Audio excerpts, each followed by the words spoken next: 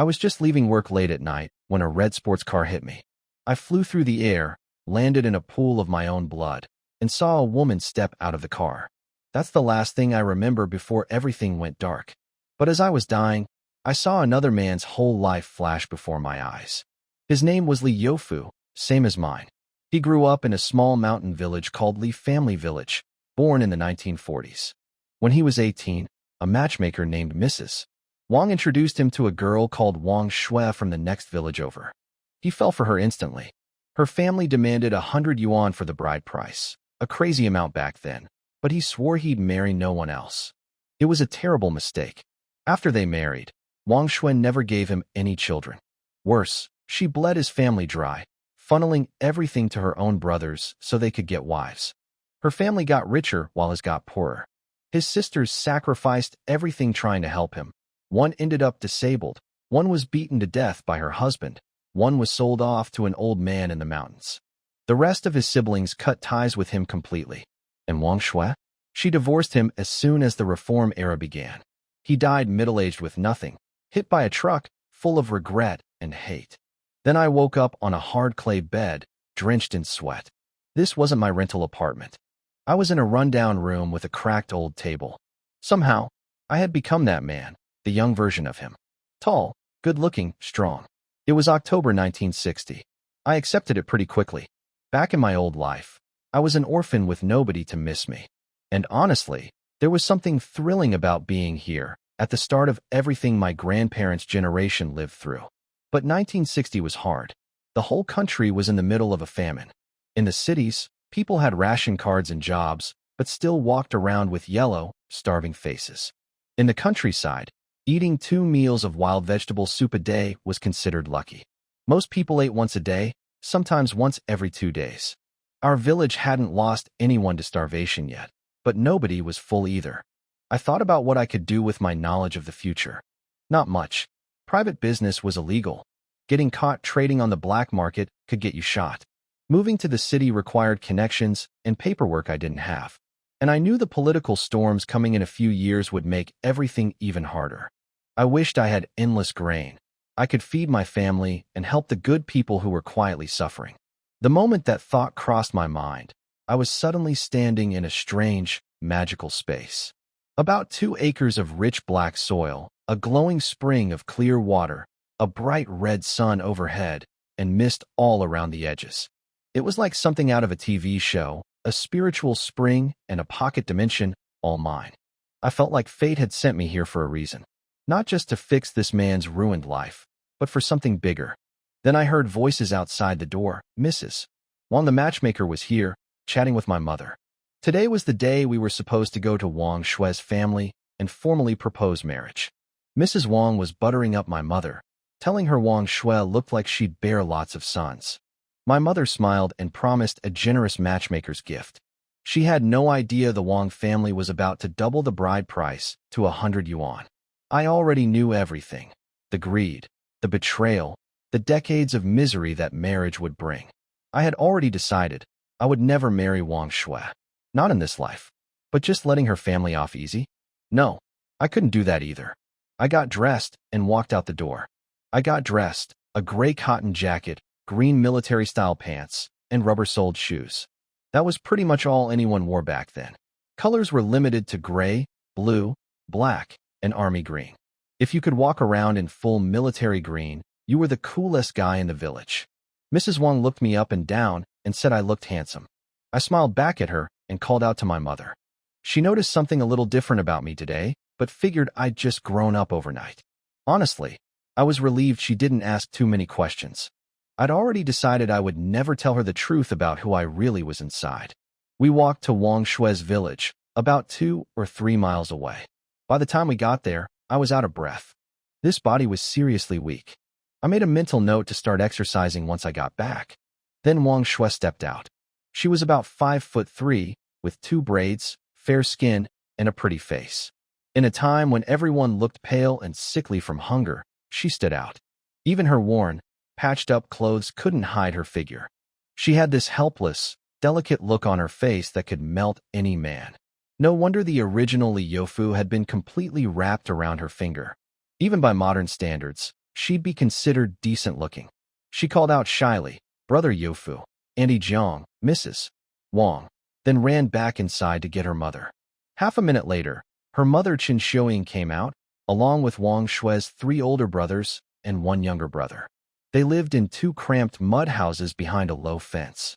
You could tell right away this family had nothing. Chen Xiaoying smiled and said we could talk in the yard since there wasn't enough room inside. Mrs. Wang got straight to business.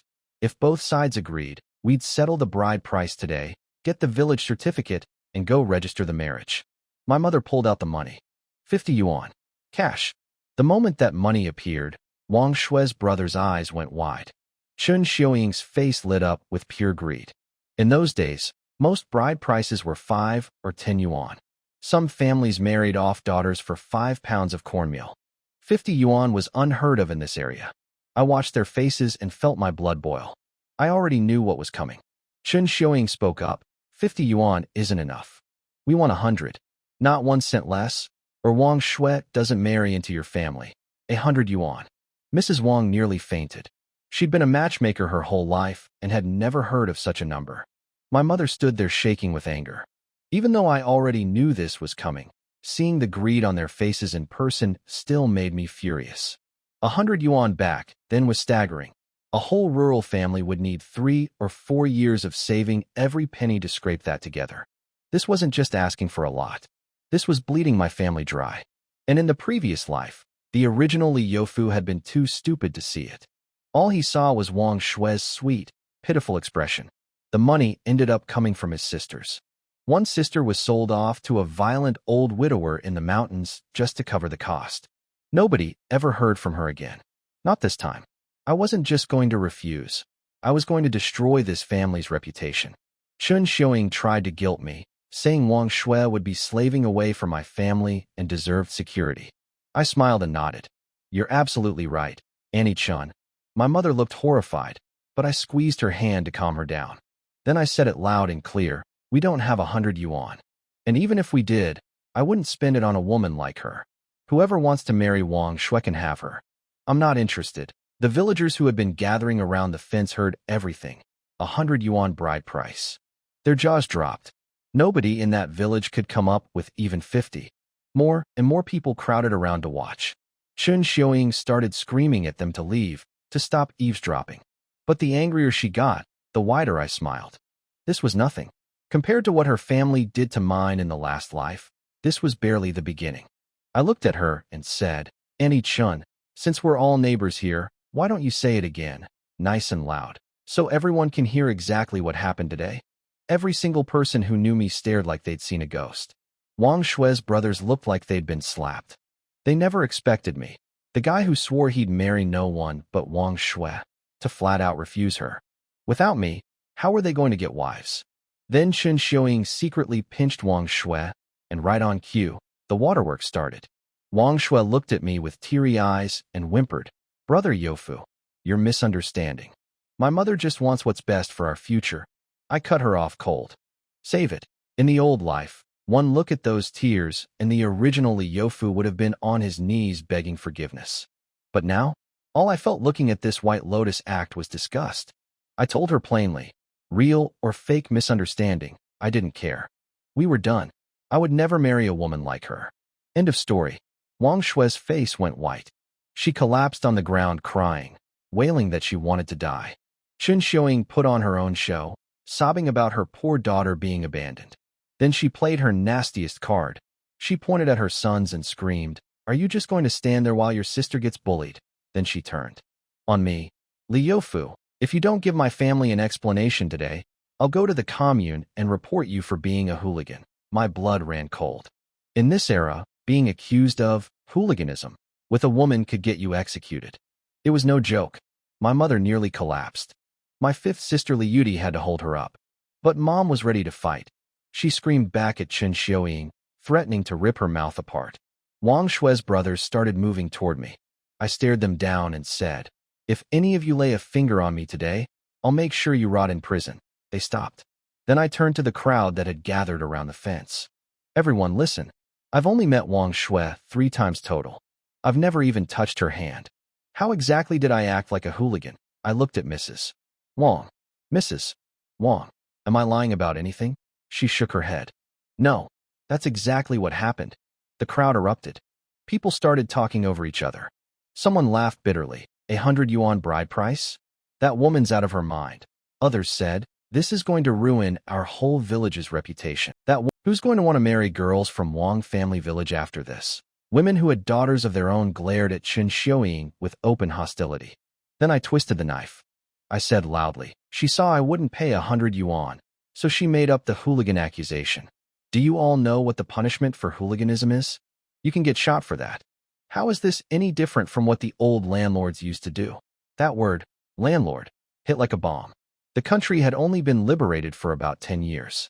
People hated anything that smelled like the old ruling class.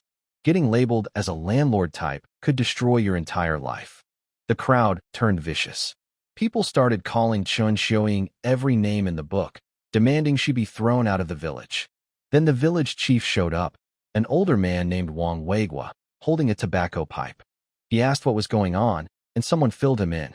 Chen Xiuying grabbed his arm, pleading innocence. He shook her off with visible disgust, then turned to me. I introduced myself calmly, presented my mother and fifth sister, and laid out my case. Chen Xiuying had falsely accused me of hooliganism. I needed this cleared up. If that kind of rumor followed me, I'd never be able to marry anyone. The village chief looked surprised at how calm and articulate I was. He suggested the Wong family compensate me. Chen Xiuying immediately screamed, "No, we don't have a single cent." The chief's face turned red with anger. He was trying to smooth things over, and she was making it worse. I didn't care about money from them anyway. They had nothing worth taking. So I said, forget the compensation. But I want Chen Xiuying to apologize to me in front of everyone for the false hooligan accusation. And I never want to hear any rumors connecting me to the Wong family again. The chief agreed immediately. He forced Chen Xiuying to apologize. She mumbled a weak, sorry. He made her say it louder. I kept a serious face, but inside I was thrilled. I said to the crowd, I hope everyone heard that. I have nothing to do with Wang Shui or her family. She can marry whoever she wants. I still need to find myself a wife. The village chief warned everyone not to spread gossip, then told them all to get back to work. I gathered my mother and fifth sister, and we left. Behind us, as soon as we were out of sight, I heard the slap. Chen Xiuying hitting Wang Shui across the face, screaming at her, calling her a curse on the family, blaming her for the whole disaster. Wang Shui cried that it wasn't her fault, but her mother kept hitting her, saying it was Wang Shui who suggested raising the bride price in the first place. After we left Wang family village, we split up with Mrs. Wang and headed home. We had no idea that Wang Shui got beaten up by her mother after we left. My fifth sister Yudi looked at me like I was some kind of hero. Little brother, you were amazing. She couldn't believe it. This was the same lazy, useless brother she'd always known. Back there, she'd been too scared to say a single word, but I'd stood in front of everyone and made Chen Xiuying apologize. I looked at her and thought to myself, if I hadn't been amazing today, she would have been sold off to some old widower in the mountains and never seen again. But I couldn't say that out loud. All I knew was that I'd just changed her fate. From now on, things would only get better. My mother asked if I was really serious about not marrying Wang Shui. I told her I was dead serious. Then I leaned in close and whispered to both of them, I have to tell you something. Last night, I dreamed about our ancestors. They stared at me. Our ancestor told me in the dream that Wang Shui is bad luck. If I married her, I'd end up with no children and a ruined family. My mother spat 3 times to ward off the bad luck from those words, but I kept a straight face. Mom, I'm not making this up. You saw what happened today. They wanted 100 yuan. Could our family really afford that? She frowned, but I could tell she already half believed me. How else could she explain the sudden change in me? I was like a completely different person. The old Li Youfu would have done anything to marry Wang Shui, even if it meant bankrupting the whole family. Did the ancestor say anything else? She asked. He taught me some skills. Mom, trust me. Our family's life is going to get better and better. We'll have meat with every meal. My fifth sister's eyes lit up. Even fatty pork? Mom smacked her with a look. All you think about is eating. You think meat grows on trees. I laughed. Mom, don't be hard on her. It's just a piece of meat. Our ancestor said good days are coming. Mom smiled wide. My son truly is blessed. Even the ancestors are looking out for him. Then she told Yuri to remember my kindness and always support her brother. In Mom's mind, sons were the real treasure. Daughters existed to help them. When she started worrying about my marriage again, I told her not to rush. I was still young, and when I did marry, I'd bring home a city girl, not some village wife. That made her grin from ear to ear. All right then, I'll be waiting for my city daughter-in-law. Now let's hurry home. I need to burn some paper offerings to thank the ancestors. I was surprised she accepted everything so quickly, but it actually worked in my favor. From now on, anything strange about me could be blamed on the ancestors. No more awkward explanations. When we got home, I spotted a cloth bag on the table. Cornmeal, about 3 or 4 pounds. Mom said it was probably from my second sister. In my previous life, I'd been too obsessed with the 100 yuan bride price to even notice. Now I realized my second sister had been quietly bringing us food while her own family was starving. She had 2 growing boys to feed. Mom, send it back to her. What's her family going to eat? Mom looked a little surprised that I was thinking about my sister for once, but she agreed. She sent Yuri to cook and went off to buy some yellow paper for the ancestor offerings. That left me alone, the one person with nothing to do. I smiled and went back to my room. It was time to explore the spiritual spring space properly. The moment I thought about it, I was there. I was certain now. Only I could see or access this space. Nobody else would ever know. Instructions flooded my mind, like a manual downloading into my brain. I could enter and leave the space freely, but I could also use my mental energy to move objects in and out without physically going inside. That was huge. It meant I wouldn't have to disappear and reappear like some kind of ghost. The space had 2 main areas, 2 acres of rich black soil and a small wooden cabin. Each had different time rules. Inside the cabin, time stood completely still, perfect for storing food. On the black soil, time moved 10 times faster than the outside world. But the most incredible thing was this. I could use my mental energy on the soil like a fertilizer, speeding up crop growth even more. Normally, wheat takes 90 to 120 days to grow. With the 10 times speed, that's only 9 to 12 days. Add my mental ability on top of that, and I could make it even faster. The downside was that my mental energy was limited. I could probably only boost 1 or 2 seeds before running out. Still, I was thrilled. And then there was the spring itself. I drank a couple mouthfuls and immediately felt stronger, like my whole body had been charged up. It even seemed to boost my mental power. But there was a catch. Drinking too much made me incredibly hungry, like I could eat a whole cow. Lucky for me, Yuri was already cooking dinner. Lunch was simple, a plate of stir-fried wild greens and a few cornmeal buns called wotu. I was used to good food from my previous life, so this was rough. The first bite scratched my throat going down. It was almost impossible to swallow. But I was so hungry from drinking that spirit spring water that I forced down 2 buns before the hunger finally eased. Mom offered to get me more from the kitchen, but I told her to save them for my 4th sister-in-law. Mom scoffed. She eats at the village canteen, don't worry about her. But I knew the truth. Nobody was getting full at that canteen. In a couple more months, the village canteens would stop serving meals altogether. Mom mentioned that people up north and out east had already stripped the trees bare of bark. She didn't even know the half of it. I knew from history that some provinces had it far worse. It was like hell on earth. Our area was only slightly better because we were surrounded by mountains and rivers. I took a deep breath and told Mom I wanted to go check out the back mountains. She panicked. The back mountains? Are you crazy? There are wild boars up there. And bears. Last year the commune sent a hunting party and 2 men died. One got his guts ripped out by a boar. I calmed her down. Mom, I'm just going to the outer edge, not deep inside. Our ancestor taught me how to set traps. Maybe I'll catch a rabbit or something. She finally agreed, but made me promise to stay out of the deep forest. Of course, I wasn't telling her my real plan. With the spirit spring space, I could hide inside it instantly if anything went dangerous. What was risky for everyone else was an opportunity for me. And honestly, I couldn't stop thinking about wild game, boar meat, bear paw, all the things you couldn't even dream of eating in my old life. My mouth was watering just thinking about it. Meanwhile, back at Wang Shue's house, things weren't so peaceful. After the beating from her mother, Wang Shue had to chop firewood and cook with bruises all over her body. She made wild vegetable soup, Just boiling water with a few leaves and a tiny handful of cornmeal stirred in. No oil, barely any salt. Disgusting stuff. Her brothers and mother ate their bowls while Wang Shui just stood there watching, swallowing her own spit. "Mom, I'm hungry," she finally said. Another slap. "Hungry? Why don't you just starve to death, you money-losing thing? You ruined your brother's chances of getting wives. You want our family line to die out." Wang Shui begged her brothers for help, but they all turned on her too. The oldest said their mother was right.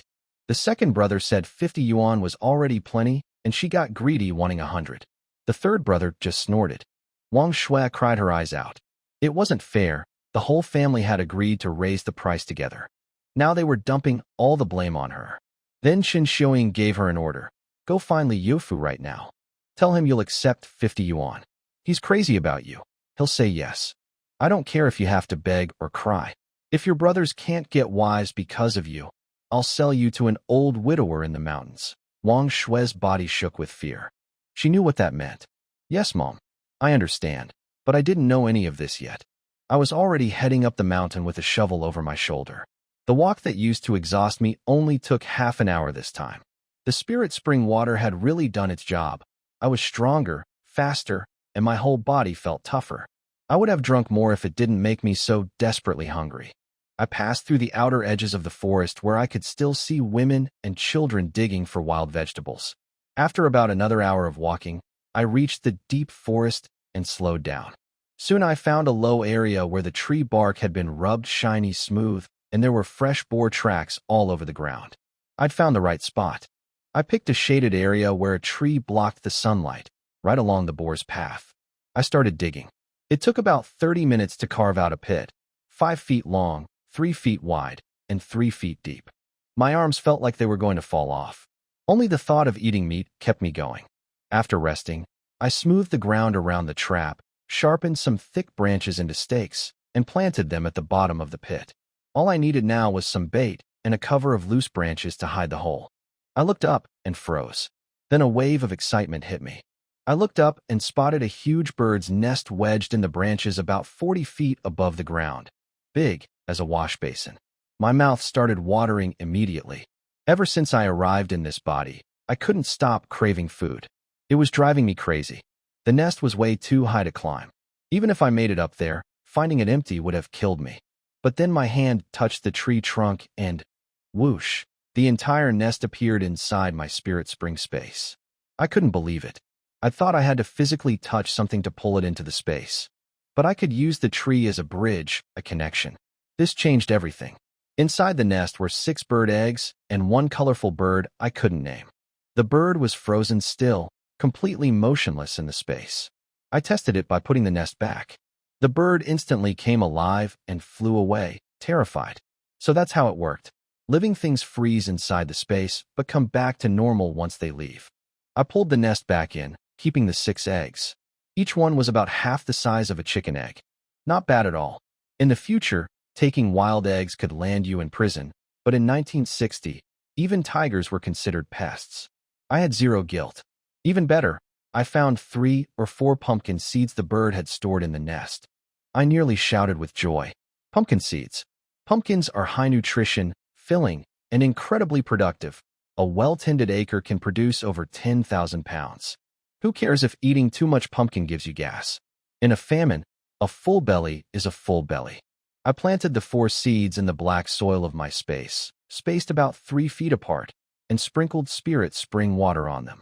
Then I focused all my mental energy on one seed to speed up its growth.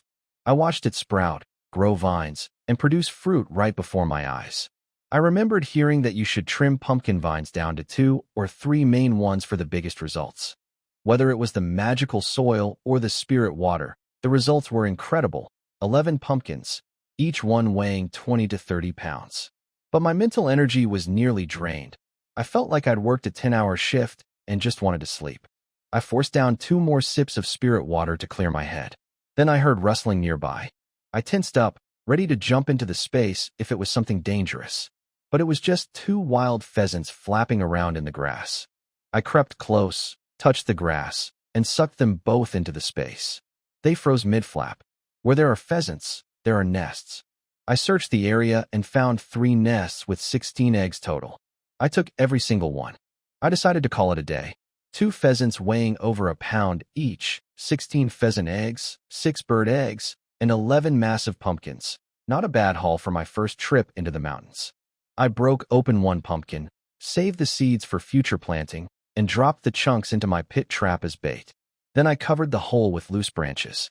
Unless you looked carefully, you'd never know it was there. The rest was up to luck. On my way back out of the deep forest, I checked that nobody was around, then pulled the 2 pheasants out of the space and tied them to my shovel. I couldn't let anyone know about my secret, ever. Liyofu. Hey, little brother, it was my 5th sister running toward me and leaving her bamboo basket behind. Slow down, you'll trip, I called out. Watching her run over, sweating and worried about me, I felt something warm inside that I'd never experienced in my previous life. As an orphan, I'd never known what family felt like. But here, through my mother and Yudi, I was finally learning. I put down the pumpkin and shovel and wiped the sweat from her forehead. Why'd you come all the way out here? I asked. Mom sent me. She was worried since you've never been to the mountains before. She stopped mid-sentence, eyes locked on the ground. Then she screamed, Is that a pumpkin? Where did you find a pumpkin that big? She grabbed my arm, panicking. Are you insane carrying that thing around in the open? If anyone sees this, they'll lose their minds. I've seen people in the next village beat each other bloody over a handful of wild greens. She swallowed hard, staring at the pumpkin. Then she noticed the 2 pheasants tied to my shovel, and her jaw dropped even further. You caught those 2? Real wild chickens? That big, I grinned. Tonight, we're stewing chicken for dinner. It's been way too long since our family had meat. She could barely speak. I told her to grab the basket so we could get home and start cooking. But when we reached our front gate, there was someone standing there, someone who had no business being at our house. And the moment that person saw the pheasants hanging from my shovel, they froze. Brother Yofu, it was Wang Shui, the exact person I'd cut ties with just that morning, standing right at our gate. My 5th sister shot me a worried look, afraid I'd go soft again. I just smiled and told her to take the pheasants inside, boil some water, and start plucking feathers. I'd be right in. Wang Shui's eyes locked onto those 2 fat birds. She hadn't eaten anything since morning except a few sips of water. I could practically see her drooling. I knew exactly what she was thinking. If she could patch things up with me, she'd get to taste meat. I kept my voice cold. What are you doing here, Brother Yofu? I came to apologize. Fine. Apology accepted. You can leave now. She stood there stunned. This wasn't how it was supposed to go in her head. She'd expected me to pull her into my arms the moment I saw her, and then she'd graciously offer to lower the bride price back to 50 yuan. She still thought the only reason I'd changed was because of the money. She had no idea a completely different person was living inside this body now. She started crying. Brother Yofu, you know how I feel about you. I talked to my mother. We'll keep the bride price at 50. No more increases. I almost laughed. And then what? Then? What do you mean? I dropped the smile. You think I'll spend 50 yuan on you? Not a chance. I will never marry you. She completely fell apart, sobbing and grabbing at me. Meanwhile inside, Yudi showed Mom the pheasants and the pumpkin. Mom nearly lost her mind. 2 birds that fat, almost 5 pounds together. And this pumpkin, 20-something pounds? I've never seen one this big in my life. Then Yudi whispered that Wang Shui was at the gate. Mom dropped the pumpkin and stormed outside like a charging bull. She arrived just as Wang Shui was pulling at my sleeve. Get your hands off him. Mom shoved herself between us. We already settled things between our families. Why are you still chasing my son? Wang Shui grabbed Mom's pant leg, crying. Andy Jiang, I truly love Brother Yofu. I want to be your daughter-in-law. Mom spat on the ground. You keep hanging around my son, and I'll rip your face off. Now get out. Wang Shui covered her face and ran away crying. I gave Mom a thumbs up. I'd never realized how fierce she could be. But it made sense. All those years, the original Li Yofu had been so obsessed with Wang Shui that Mom had to swallow her anger. Now that I was on her side, she could finally let loose. Thinking about it, the original me really had been a terrible son. He'd missed so much. Mom checked me over for injuries, turning me around, pulling up my hands, inspecting everything. Only when she was sure I was fine did she relax. Try not to go up the mountain anymore, okay? If something happened to you, what would I do? She asked about the pumpkin. I told her I found it in the mountains and that there were 2 more I hadn't brought back. She didn't question it for a second. Inside, we all stared at the haul on the floor. Mom sat me down and said the pumpkin was too big for just our family. She wanted to cut it in half and send some to my grandparents. Half seems a little small, I said. Why don't we send them one of the pheasants too? Let them have some meat. Mom slapped my back proudly. Listen to my boy. Yudi, go cut the pumpkin, pack up a chicken. Your brother's sending it to his grandparents. I told Mom to let Yudi deliver it since I could barely move. She wanted me to go and show off a little, but she could see I was exhausted, so she let it go. Yudi headed out with the basket and bumped into my 4th sister-in-law, Zhang Yumei, at the gate.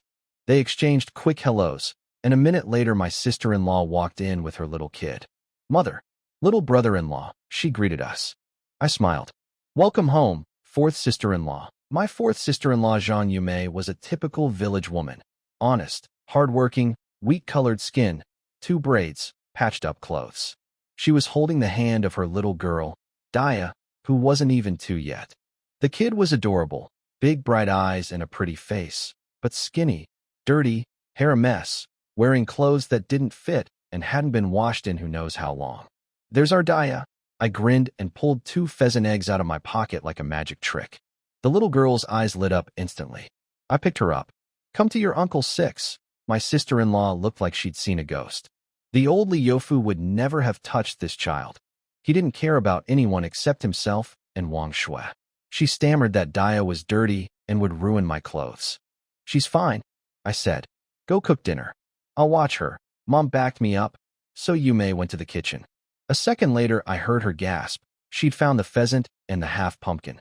I called out instructions. Stew the chicken, steam the pumpkin in chunks, then mix it with cornmeal. It comes out sweet and delicious. While Mom plucked feathers in the yard, I washed Daya's hands and face until she was clean and pretty. Then I gave Yumei more pheasant eggs, 1 to cook up soft for Daya, and 4 more so we could each have 1. These are too precious, she said. I'll just make Daya some vegetable soup. Vegetable soup has no nutrition, I told her. She's growing. Just do what I say. Yumei's eyes turned red and she couldn't speak. She looked like she was about to cry. I quickly excused myself and carried Daya back outside before things got too emotional. Watching me walk away, Yumei wiped her tears hard. I think for the first time she felt like she truly belonged in this family. The old Li Yofu had never shown her or her daughter a moment of kindness. That was over now. Meanwhile, Yudi had arrived at our grandparents' house. Grandpa Li Shanjin was 62, still tough as nails, sitting in his chair smoking a pipe. Grandma pulled Yudi inside and asked if the visit was about my marriage situation. Yudi told them everything, the 100 yuan bride price, how I'd refused and publicly humiliated Wang Shui's family. 100 yuan. Both old people were shocked. Grandpa offered to have the family chip in to help pay, but Yudi waved her hands. He said whoever wants to marry her can have her. He's done with Wang Shui. Grandpa let out a sharp grunt. Now that's a really family man. If he'd been spineless enough to agree, I'd have banned him from this house. Grandma smacked his arm. Oh, shut up, old man. Then Yudi opened her basket and pulled out the pheasant and half the pumpkin. The old couple froze. These are all from your grandson, Yudi said proudly, standing straight and tall. He caught them in the mountains.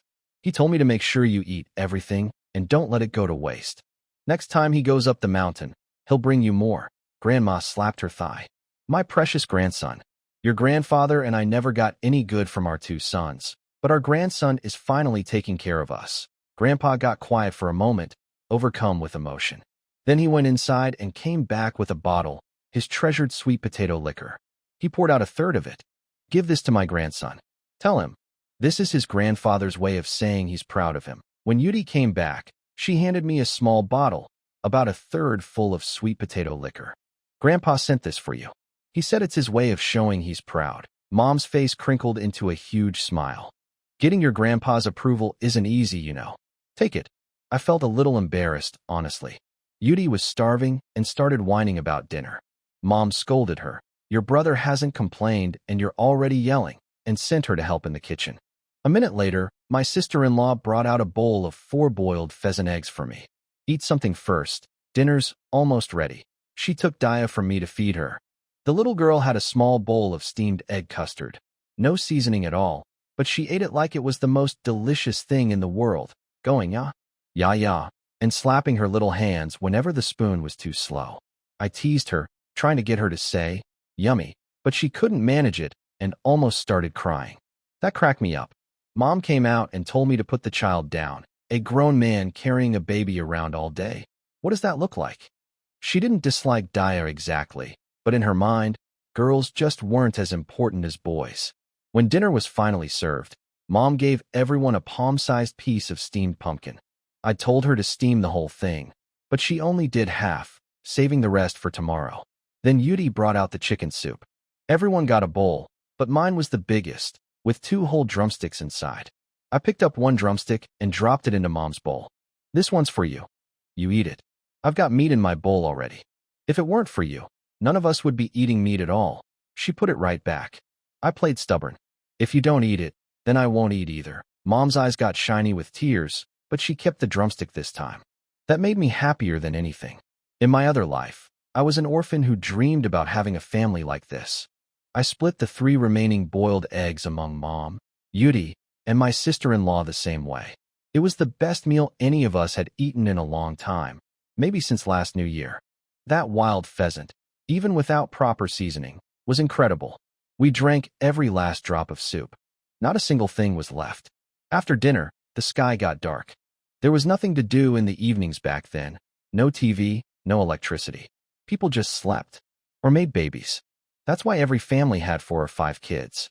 I went back to my room, waited until the house was quiet, and slipped into my spirit spring space. Meanwhile, at Wang Shue's house, dinner was wild vegetable soup again. Wang Shue hadn't eaten all day, just a few sips of water. She was starving, but staring at that thin, tasteless soup while thinking about the 2 fat pheasants I'd brought home made her sick with jealousy. She blamed me. If I'd just agreed to marry her, she'd be eating chicken right now. The more she thought about it, the angrier she got. Her mother wasn't any happier. The 100 yuan bride price story had spread everywhere. All afternoon, people had been pointing and whispering behind Chun Xiuying's back. Even worse, a marriage that had been arranged for the oldest brother Wang Jun fell apart. The girl's family heard about the 100 yuan demand and said if the Wangs thought their daughter was worth 100, then their own daughter was worth at least 30. The deal collapsed. Chun Xiuying was furious. She glared at Wang Shue. What did Li Youfu say? Did he agree to the 50? The 3 brothers all stared at Wang Shue. She just cried. Chun Xiuying twisted her skin hard. Wang Shue screamed and finally spoke. He didn't agree. Wang Jun slammed his fist on the table. He dared refuse. Wang Shue flinched. He's just angry right now, brother. Give me more time. I'll find a way to calm him down. Over at Wang Shue's house that night, things went from bad to worse. Her oldest brother said since I refused to marry her, keeping her at home was just wasting food. Better to marry her off quickly. Chun Xiuying agreed.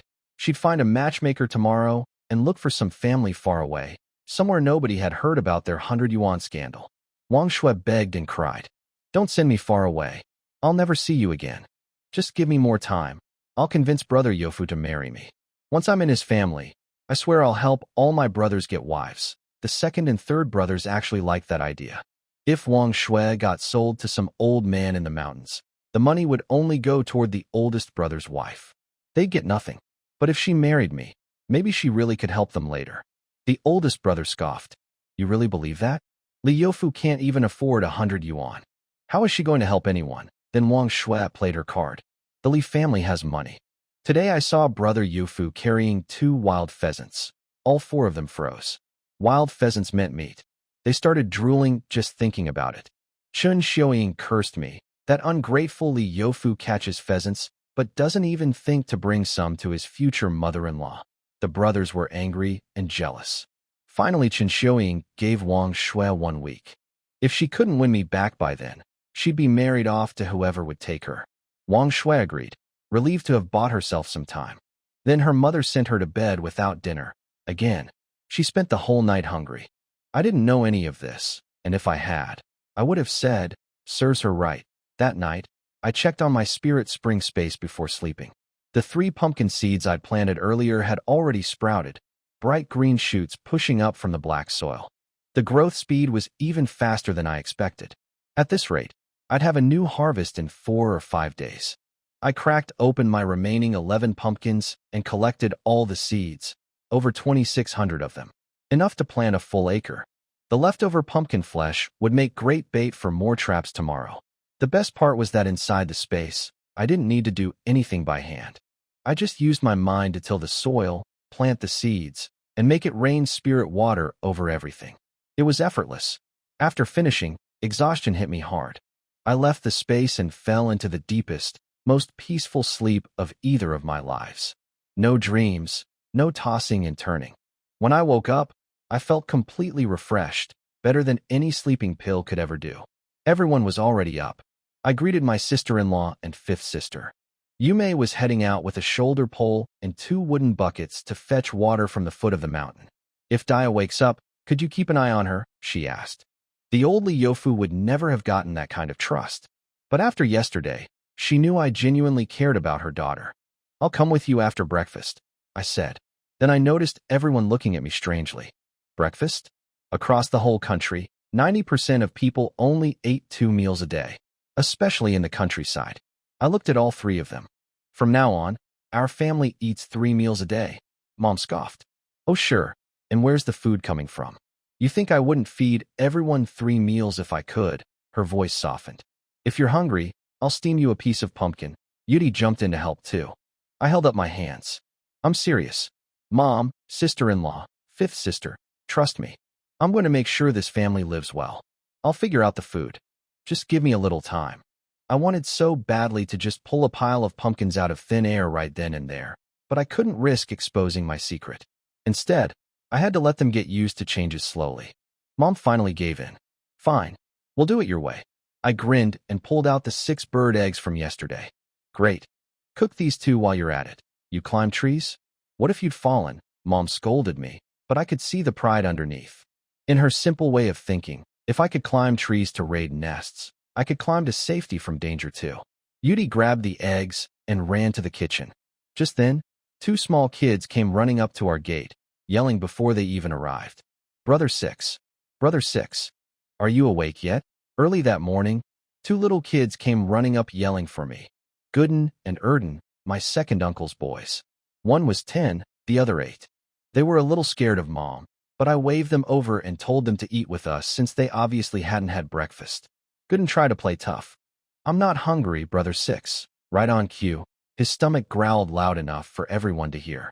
Erden burst out laughing, and Gooden raised his fist threatening to hit him, which made Erden cry. I pulled the little one close and calmed them both down. I'll steam you some pumpkin. Don't worry about it. Their eyes lit up, but I could see the hesitation. In these times, even relatives brought their own food when visiting because eating someone else's share meant they'd go hungry. These kids were young, but they already understood that. It broke my heart a little. Mom sighed and went to prepare the food. She didn't love giving away our supplies, but she didn't say no. Soon we had steamed pumpkin and the 6 bird eggs, 1 for each of us. Gooden could barely believe it. Auntie, you're really letting us eat these? I laughed. If you don't want yours, give it to Erden. They told me Grandpa and Grandma had shared some of what I'd sent over. Gooden said it was the best pumpkin he'd ever tasted. I just wish there was more. I wish we could eat like this every day. Erden wiped food off his face and asked if he could come to the mountains with me to catch pheasants and find pumpkins. I told them it was too dangerous. If something happened, how would I explain it to their dad? But really, I couldn't have them tagging along when I needed to secretly pull things out of my space. Instead, I offered to take them fishing at the river. But you have to listen to everything I say. No going in the water without permission. Yes. Brother Six is the best. Mom and the others looked surprised. I would have gone to the river anyway. I needed to check the water situation and try fishing as another food source. The best part about catching fish was that nobody could claim it belonged to the collective. Fish from the river were fair game. I found a piece of hemp rope about 15 feet long, and we headed out after breakfast. On the way, Erden kept chattering. Brother Six, can you really catch fish with this thing? Gooden told him to shut up. Whatever Brother Six says goes. One more word, and we're leaving you behind. When we got near the river, I could see villagers from several nearby villages hauling water. The drought was much worse than I'd imagined. The river was at least 6 feet lower than it should have been. Hey, Yofu, what are you doing here? You never show up for work, but here you are bright and early. That was Li Qingsheng, 4 years older than me, same generation in the clan. We didn't get along. Half of the original Li Youfu's bad reputation as a lazy bum was thanks to this guy spreading gossip. Deep down, he was just jealous that my sisters did all my work while he had to do his own. I shot back. Whether I'm fishing or not is none of your business. He called out to everyone watching. Hey folks, come look. Our village lazybones brought a hemp rope to fish with. Come watch the show. People started laughing. A hemp rope? Does he think the fish are stupid? If he catches anything with that, the sun will rise in the west. I turned around and stared him down.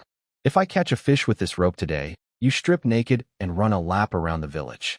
Deal? His face turned the color of liver. And if you can't catch anything, then you name the price. A fish, 2 yuan, whatever you want. His eyes lit up at the money. Someone in the crowd yelled, take the bet. But then Gooden grabbed my sleeve. Brother 6, don't bet with him. Then the little guy puffed up his chest and pointed at Qingsheng. If you keep bullying my brother 6, I'll go beat up both your sons. Qingsheng's eyes went wide. You little brat, you wouldn't dare. Try me. Erden raised his tiny fist too. I'll help beat them up. I nearly fell over laughing. This kid Gooden was a real one. When trouble came, he stepped right up without hesitation. Someone in the crowd taunted Qingsheng. Huh, you're getting threatened by 2 little kids. If I were you, I'd go bang my head against a block of tofu and end it. Qingsheng waved his hand angrily. Forget it, forget it. Who'd bet with a troublemaker like him anyway? He backed down. He was afraid I might not pay up, and even more afraid his 2 boys would actually get beaten. So he shut his mouth and I turned my back on him. Coward, I muttered as Qingsheng backed away from the bet. I found a good spot by the river and set up my fishing rod, a bent sewing needle hooked onto the end of the hemp rope, a stone tied in front for weight, and a stick at the other end as a handle. It looked ridiculous, but that was the point. All I needed was a cover story. Qingsheng came back to mock me. That'll never work. Want me to borrow real fishing gear from Old Wang in the next village? We'll split the catch 50-50. Get lost. Who's splitting anything with you? I ignored him and focused. What nobody could see was that underwater, I was using my mental energy to guide the rope like a little snake, hunting for targets within a couple meters. A few seconds later, a carp swam into range. The hook shot forward and pierced its lip. I yanked it into the spirit space instantly, then slowly pulled the rope up. Just before it broke the surface, I transferred the fish back onto the hook so it looked natural. Qingsheng's face turned white. You actually caught one? The fish was about 2 pounds. His voice dripped with jealousy. I did it twice more, pulling up 2 more decent fish. I skipped the small ones and didn't bother with anything too large. Big fish drained too much mental energy. But secretly, I also sent dozens of fish into my space where they froze in stasis, perfectly preserved. A crowd gathered. People couldn't believe I was catching fish with a hemp rope and a sewing needle. Someone said I was better than Old Wang next door, who spent half a day catching 1 fish the size of a palm. Gooden was bursting with pride, telling everyone to keep their voices down so they wouldn't disturb me.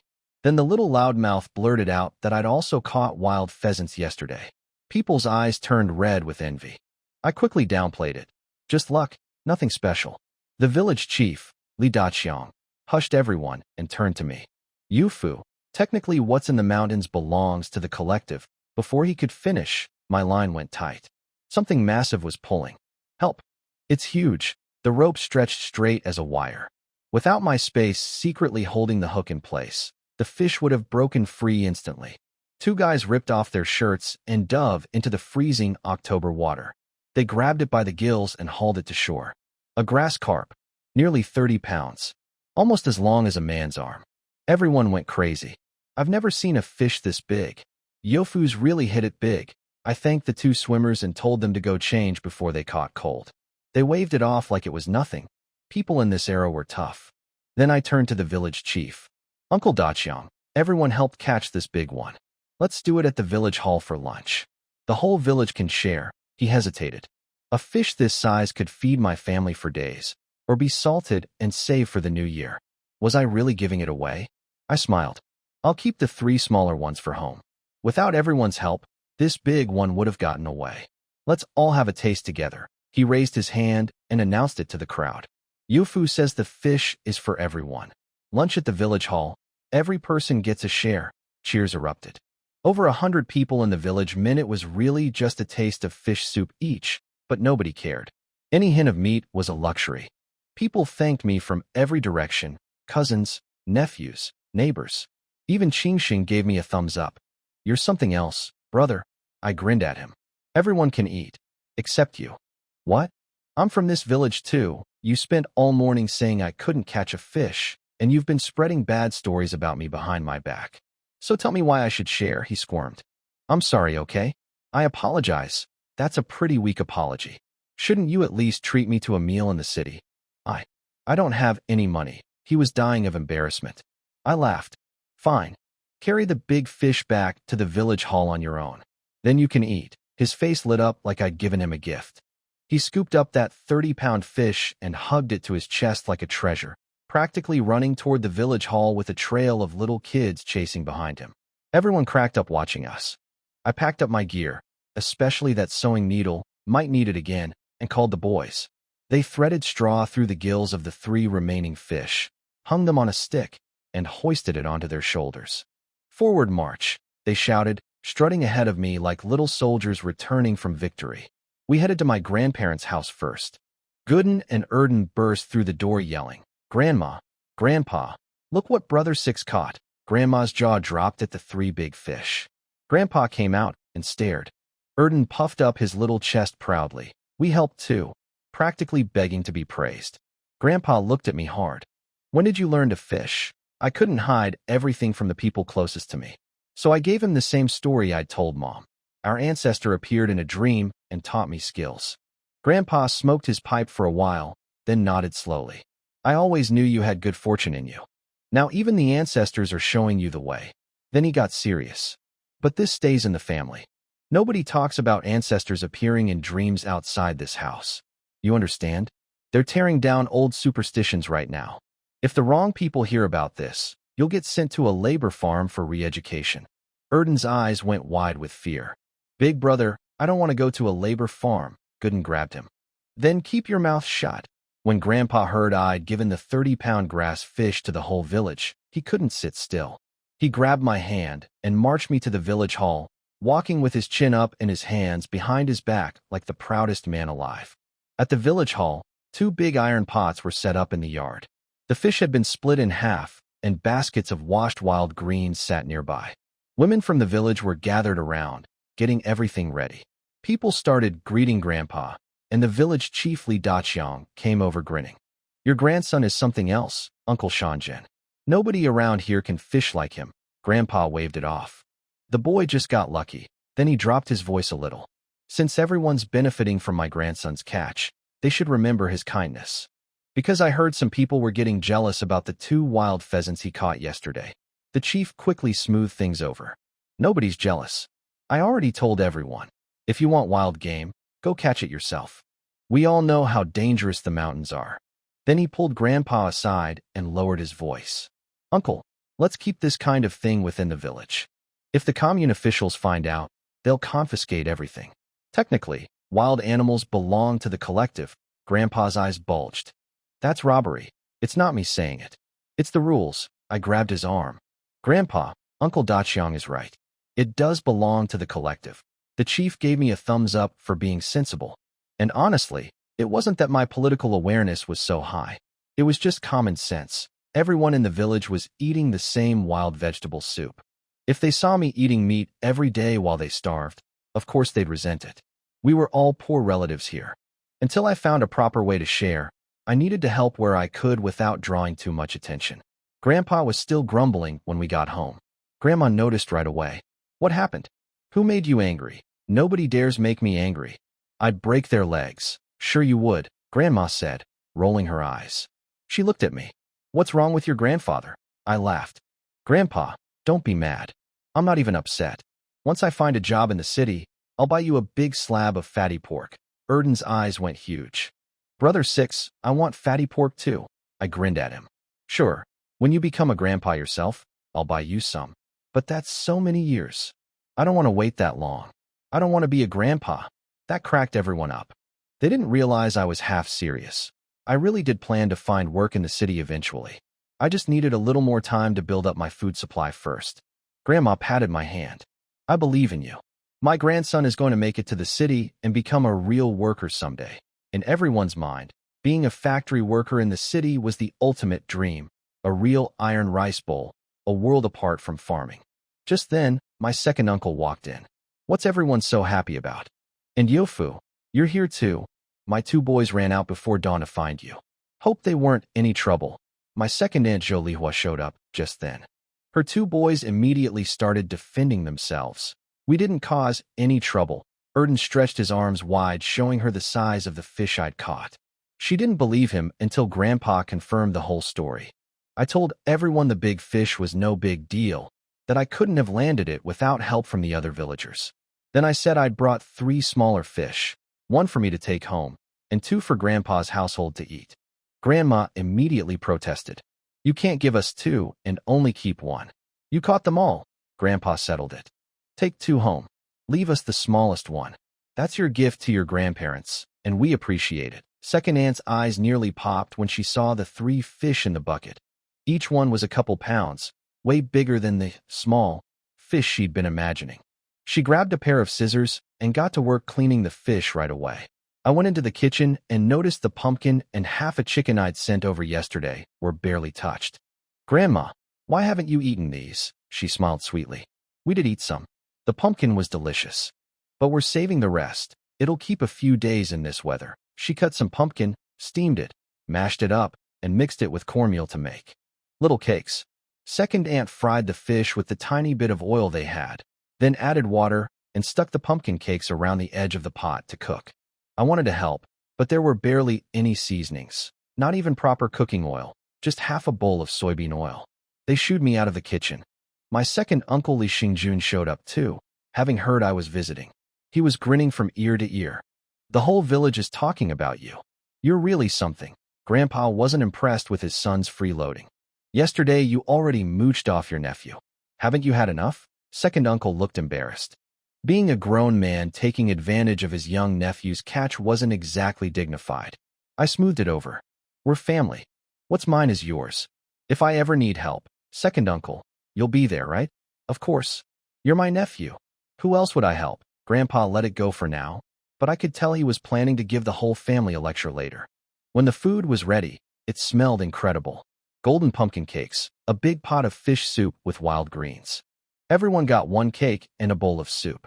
Then Grandma set a special bowl in front of me. The other half of yesterday's chicken, a huge drumstick with several pieces of meat, swimming in broth. She'd saved it all for me. Grandma, you and Grandpa should share this. This was set aside just for you. Eat it before it gets cold. I couldn't have that.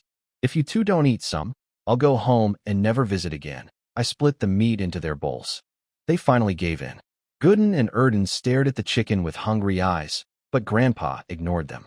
Instead, he used the moment to deliver a speech. Everything on this table came from Yofu. Remember his kindness. I'm putting this out there right now. If anyone in this family ever turns ungrateful, I won't stand for it. Second uncle and second aunt both swore they'd never forget. Grandpa was sharp. He was teaching me something too. Be generous, but make sure people remember who the generosity came from. Kindness given in small amounts earns loyalty. Too much given freely breeds entitlement. It was a good lesson. After the meal, Grandma packed up the leftover pumpkin cakes for me to take home. Second uncle tried to grab a second one, but Grandma slapped his hand away. 1 per person, the rest were for me. Before I left, I casually asked Grandpa, do you know where I could get some seed grain? What do you want seeds for? The production team controls all of that. You'd have to ask your village chief, and he can't just hand them out. Every seed is accounted for. Just curious, I said, keeping it light. I've been so lazy my whole life. I've never even been to the fields. I don't even know what seed grain looks like. Pretty embarrassing for a country boy. Second uncle perked up. That's easy to fix. Come work in the fields with me. I'll teach you everything from scratch. Thanks but no thanks. What I really wanted was to get my hands on a few different types of seeds for my spirit spring space. But I couldn't exactly explain that. No need, second uncle. I just wanted to see what they look like. I'm not actually planning to farm. He relaxed. That sounded more like the Li Yofu everyone knew. While I was at my grandparents' house, Something was happening on the other side of the mountain that I didn't know about. Wang Shui and her mother were out digging wild vegetables at the foot of the hills. They'd been at it all morning, but barely filled a third of their baskets. Wild greens were getting harder and harder to find. Every tiny sprout got ripped out of the ground before it could even grow. A woman named Ma Fong, who'd married into our Li family village from Wang family village, ran into them. She looked Wang Shui up and down and said, "So this is the girl? Pretty face, sure. Too bad she comes from a family with black hearts. No wonder she lost such a good man." Chen Xiaoying exploded, threatening to rip her mouth apart. But Ma Fong didn't back down one bit. "Everyone in every village knows what you did. You want 100 yuan for your daughter, but only offer 10 when your sons need wives? And you have the nerve to call Li Youfu lazy?" Then Ma Fong delivered the killing blow. "Lucky for Youfu, he dodged your family. Oh, and I almost forgot. He just caught a 30-pound fish and gave it to the whole village for lunch. Some people are just born without that kind of luck." She walked away grinning. Chen Xiaoying and Wang Shui stood there like they'd been struck by lightning. Chen Xiaoying was furious. 30 pounds of fish could feed her family for days. And if Wang Shui had married me, all of that would have been theirs. Wang Shui felt even worse. She knew about the 2 pheasants from yesterday. Meanwhile, she hadn't eaten in a full day and was crawling around digging for weeds. She wanted to cry. The other village women looked at them with a mix of pity and mockery. They'd had the winning hand and played it terribly. Like Ma Fong said, some people just don't have the luck. I had no idea any of this was happening. I didn't know the village women were defending my honor. People in this era were really something. I said goodbye to my grandparents and headed home with 2 fish and some golden pumpkin cakes Grandma had packed for me. The warmth of having a real family kept me smiling the whole way. I'd also gotten useful information about seeds. The good news: the village chief, Uncle Daqiang, controlled the production team's seed supply. The bad news: every seed was tracked and counted, so I couldn't just ask for some. I'd have to figure out a way. I was tired of just pumpkins. Eat too much and you get gassy and overheated. What I really wanted was rice, wheat, and different vegetables and fruits. When I got home, everyone was there. Yudi's eyes lit up at the fish. Mom had brought me a big bowl from the village canteen, wild greens with a few pieces of fish from the big catch I'd donated. The whole village had been praising me, and Mom had taken full advantage, scooping up extra for her son. Nobody had complained. I laughed and handed over the pumpkin cakes and told them I'd already eaten at Grandpa's. I kept 1 fish for the grandparents and brought 2 home. My sister-in-law suggested saving the fish for another day. I said no way.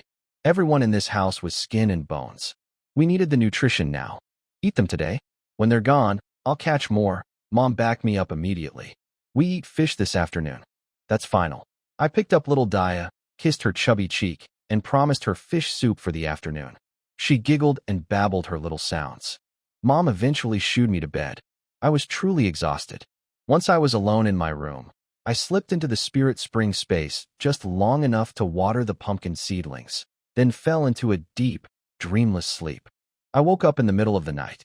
It was pitch black outside. Nobody had woken me for dinner. They'd seen how deeply I was sleeping and didn't have the heart to disturb me. I didn't even have a watch to check the time.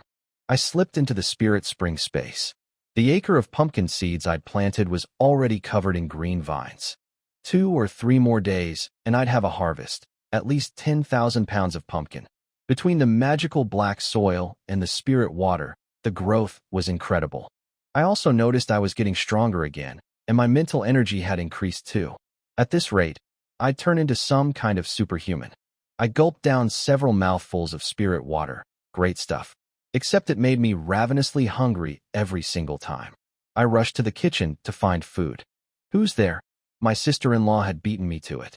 She'd been waiting up, worried I'd wake up hungry. She started a fire and warmed up the bowl Mom had saved from the village canteen, plus the pumpkin cakes nobody had touched. They'd saved every last one for me. I handed her a cake and half my fish soup.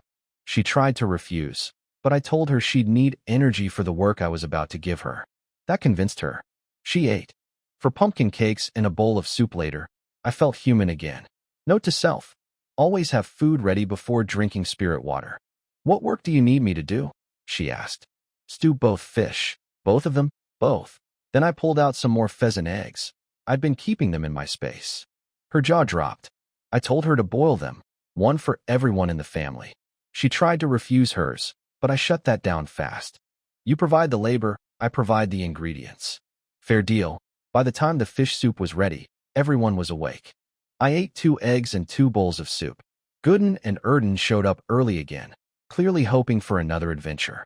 I told them to help themselves to the leftover soup, after a quick glance at Mom's face to make sure it was okay. I grabbed my shovel and headed for the mountains. Mom and Yudi told me to be careful and stay out of the deep forest. The boys begged to come along, but I refused. I couldn't pull things out of my secret space with them watching. Along the way, I passed village women and children heading to the hillside to dig wild vegetables. Without those greens supplementing the canteen food, people would be starving to death. About an hour later, I reached the trap I dug 2 days ago. From a distance, I could hear it, heavy grunting and snorting. My heart jumped. I'd actually caught something. I crept closer and looked down into the pit. A wild boar, black bristly hair, 2 sharp tusks poking out from its mouth. Not the biggest, maybe 150 pounds, but it had fallen in hard. There was dried blood on its body from the sharpened stakes at the bottom. When it sensed me, it went crazy, thrashing and snorting louder. I grinned, touched it with my shovel, and, whoosh, sucked it straight into the spirit spring space. Inside the space, it froze completely still, just like the fish and the birds before it. Motionless. Silent. Not so tough now, are you? I said. No response, obviously. I wasn't going to let it out of the space until it was dead, though. Out in the wild, a boar is king. But in my space, it was completely at my mercy. I was thrilled about catching the boar. I fixed up the trap, threw in half a pumpkin as fresh bait, then dug 3 more pits nearby. After all that digging, I was exhausted and thirsty. I drank some spirit water, built a fire, and cooked up a quick lunch from the fish and pumpkin I had stored in my space. No seasoning, not even salt. I made a mental note to start keeping supplies in there. After eating, I kept exploring. I caught 5 more pheasants, 30 pheasant eggs, and 2 wild rabbits. Not bad. But then I noticed something that made my blood run cold. 20-something wild boars were staring right at me. The 2 biggest ones had to be over 300 pounds each. A dozen more were around 150, plus a few piglets. Before I could even think, the leader charged. When it was less than 30 feet away, I vanished into my space. The boar tore through where I'd been standing and slammed headfirst into a tree with a sickening thud. From inside my space, I could see everything happening outside. The boar squealed in pain, probably confused about where its target had disappeared to. Once my panic faded, I slapped my forehead. I had a weapon here. I could use the trees as a medium to pull them into the space. I reappeared, climbed the thickest tree I could find, and started taunting them. Come on. You think I'm scared? The leader's eyes went red. It charged and rammed the tree. The instant it made contact, I pulled it into the space. Gone. The next few boars couldn't stop in time and hit the same tree. I grabbed them too. The remaining boars circled below, howling. I tossed pumpkin chunks down to lure them closer to the tree, but they were smart enough to eat the pumpkin without touching the trunk. I couldn't pull them in without that physical connection, and I wasn't crazy enough to jump down. Eventually, they got spooked and retreated into the forest. I waited a while before climbing down. What a haul. 5 pheasants, 2 rabbits, 30 eggs, and 8 wild boars, the biggest one over 300 pounds. I was already scheming about how to turn the pork into my first real fortune. I couldn't sell it. That was illegal speculation, but I could trade it. In a time when everyone was starving, meat was king. Before leaving the deep forest, I ducked into my space to deal with the boars. They were all frozen still. I picked one that was about 200 pounds, grabbed my shovel, and brought it down on the boar's skull. Once, twice, 3 times, until half its head was caved in. Even then, I tossed it out of the space and back in a few times just to make sure it was dead. Call me paranoid, but I wasn't taking chances. I left the other 7 frozen in the space for later and started dragging the dead one down the mountain. Near the base, someone spotted me. Yufu, what are you dragging? It was Dadong, one of the guys who jumped in the river to help me catch the big fish yesterday. When he saw the boar, his eyes nearly fell out of his head. Go get help, I told him. Get my second uncle and the village chief. I can't pull this thing any further. He took off running. I sat down and waited. Within minutes, half the village was there. The chief, my second uncle, random relatives, and even my grandpa, who had no business running at his age. Are you hurt? Everyone kept asking. I'm fine, I promise. The chief shook his head. Kid, what would we have done if something happened to you? Grandpa pushed through the crowd to check me over himself. Let me see you. Are you really okay? More and more people gathered around, and when they saw the massive boar behind me, every single one of them covered their mouths in shock. Grandpa pulled me aside and checked me over head to toe. Only after confirming I was unhurt did he finally relax. Everyone wanted to know how I'd done it. I told them the truth, mostly. I dug a trap a couple days ago and came back to check it. The boar fell right in. That made sense to everyone. No one questioned it. The village chief praised me in front of the crowd. Grandpa pretended to be humble. Stop flattering him or his head will swell, but the proud grin on his face gave him away completely. Then came the big question. The chief looked at me. So what do you want to do with the pig? Every pair of eyes locked onto me, full of desperate hunger. I'd already thought this through. Keeping it all for myself would be stupid, not just selfish, but dangerous. In a few years, people who stood out as too wealthy or too greedy would be dragged out and punished during the political campaigns. I wasn't going to paint a target on my back. If I wanted to keep this pig for myself, I wouldn't have let anyone know, I said. But I risked my life getting it down from the mountain. So I'll take 1/10. The rest goes to the village. Uncle Daqiang can distribute it however he sees fit. The chief cleared his throat and addressed the crowd. Yofu risked his life for this. 1/10 is more than fair. Anyone disagree? Agreed, came from every direction. He started barking orders. Young men to carry the boar to the village hall, women to go boil water, and he'd fetch the butcher. Every person in the family village would get a share. The crowd exploded with joy. Strong men hoisted the boar and marched toward the village hall. Kids bounced along behind them chanting, "We're eating meat." Women hurried home to start fires, laughing and chattering. Soon it was just me, Grandpa, second uncle, and the chief. The chief bowed to me. Yofu, I'm thanking you on behalf of the whole village. I quickly held him up. Uncle Daqiang, please don't do that. As we walked back together, Grandpa glared at second uncle. What good is having a son? He's not worth one of my grandson's toes. Second uncle just stood there speechless. He wished he'd stayed home. Then the chief's tone turned serious. Uncle Shanjin, I'll be honest. Next year is going to be even harder. Grandpa's eyes sharpened. You mean the harvest? The chief nodded heavily. He glanced north and said quietly, I've heard people are already heading that way. Then the conversation stopped dead, like they'd touched something forbidden. I understood what they meant. From my knowledge of history, this famine wouldn't end until late 1961. Another full year. Food and supplies would only get tighter. Grandpa sighed and looked at me. You're a good boy. I just worry about your mother's reaction to you giving away so much. I smiled. Don't worry, Grandpa. I know how to handle Mom. And I did. As long as I was firm enough, she'd agree, even if she had to swallow her frustration. Then I made my move, as casually as I could. Uncle Daqiang, you manage the seed supply, right? Could I take a look at what seed grain looks like? Maybe just a few seeds of each type. Literally just a handful, he frowned. What do you want seeds for? Every seed is counted. I gave him the same excuse I'd used on Grandpa. I'd been so lazy my whole life that I didn't even recognize basic crops. It was embarrassing. I just wanted to see what they looked like so I wouldn't be laughed at when I eventually started farming. He was skeptical. That's really all. I raised my hand and swore. I promise. Just 8 or 10 of each kind. That's it. His expression softened. A few seeds couldn't do any harm. Fine. Let's deal with the pork first. Then you can come pick them up. I'll come get them myself, I said quickly. I wasn't going to let this slip away. He headed off to find the butcher, and I made my way to the village hall. The whole village was already gathered there, grinning like it was New Year's Day.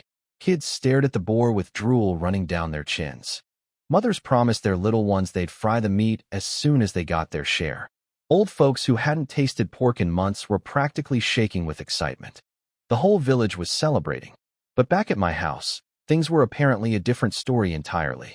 When I got home, Mom was already crying. She'd heard the news and was furious that I'd given away the boar.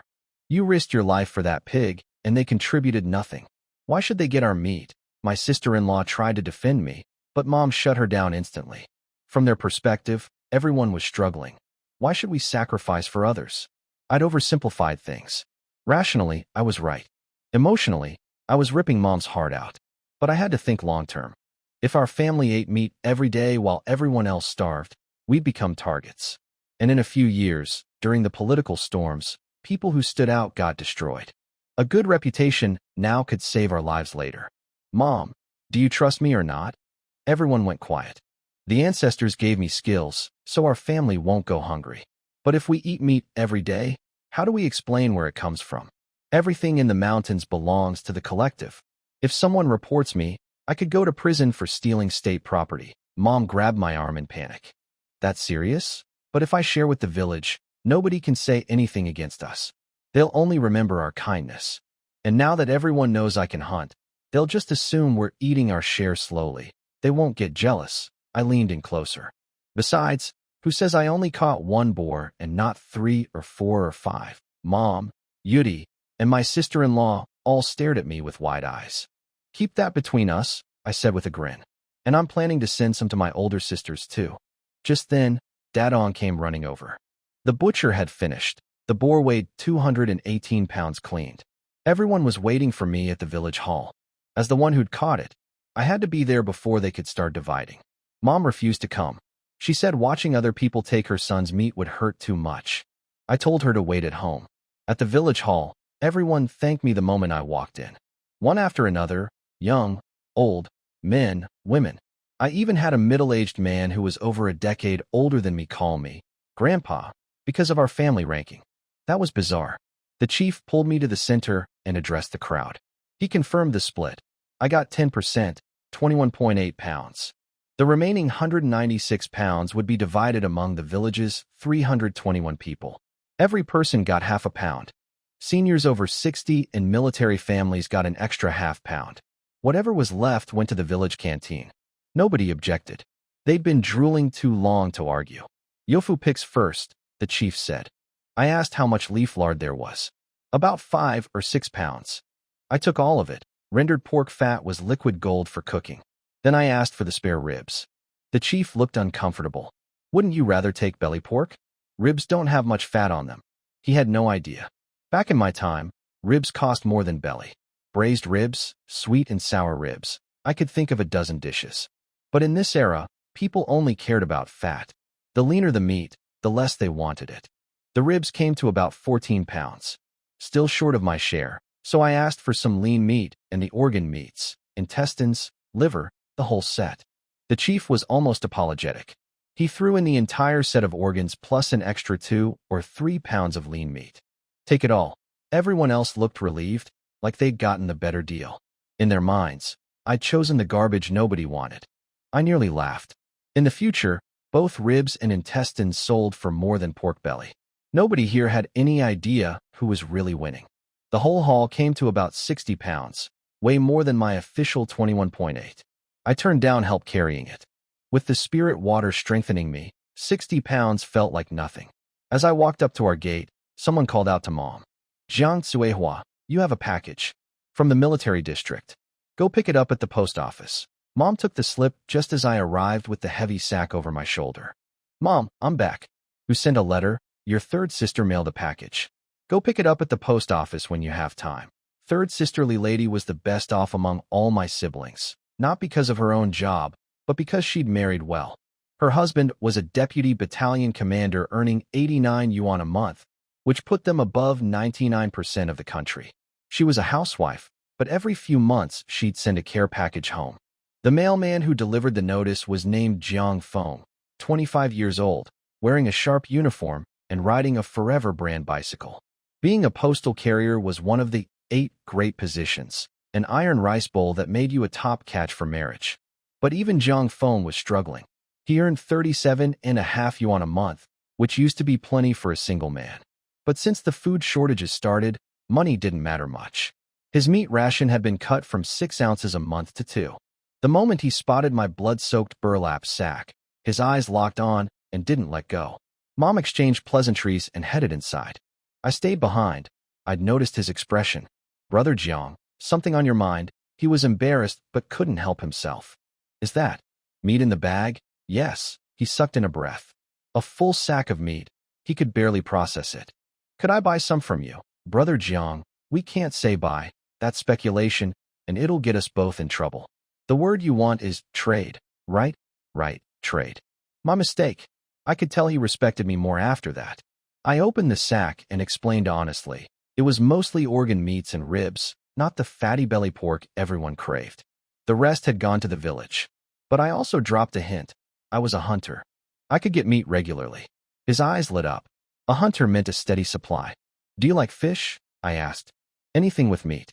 I'm not picky. I'll bring you a couple fish tomorrow when I come to pick up my sister's package. He nodded eagerly, already calculating what he could offer in trade. This was exactly the kind of connection I needed, someone in town with access to things I couldn't get in the village. When I finally went inside, Yudi asked what took so long. I teased her.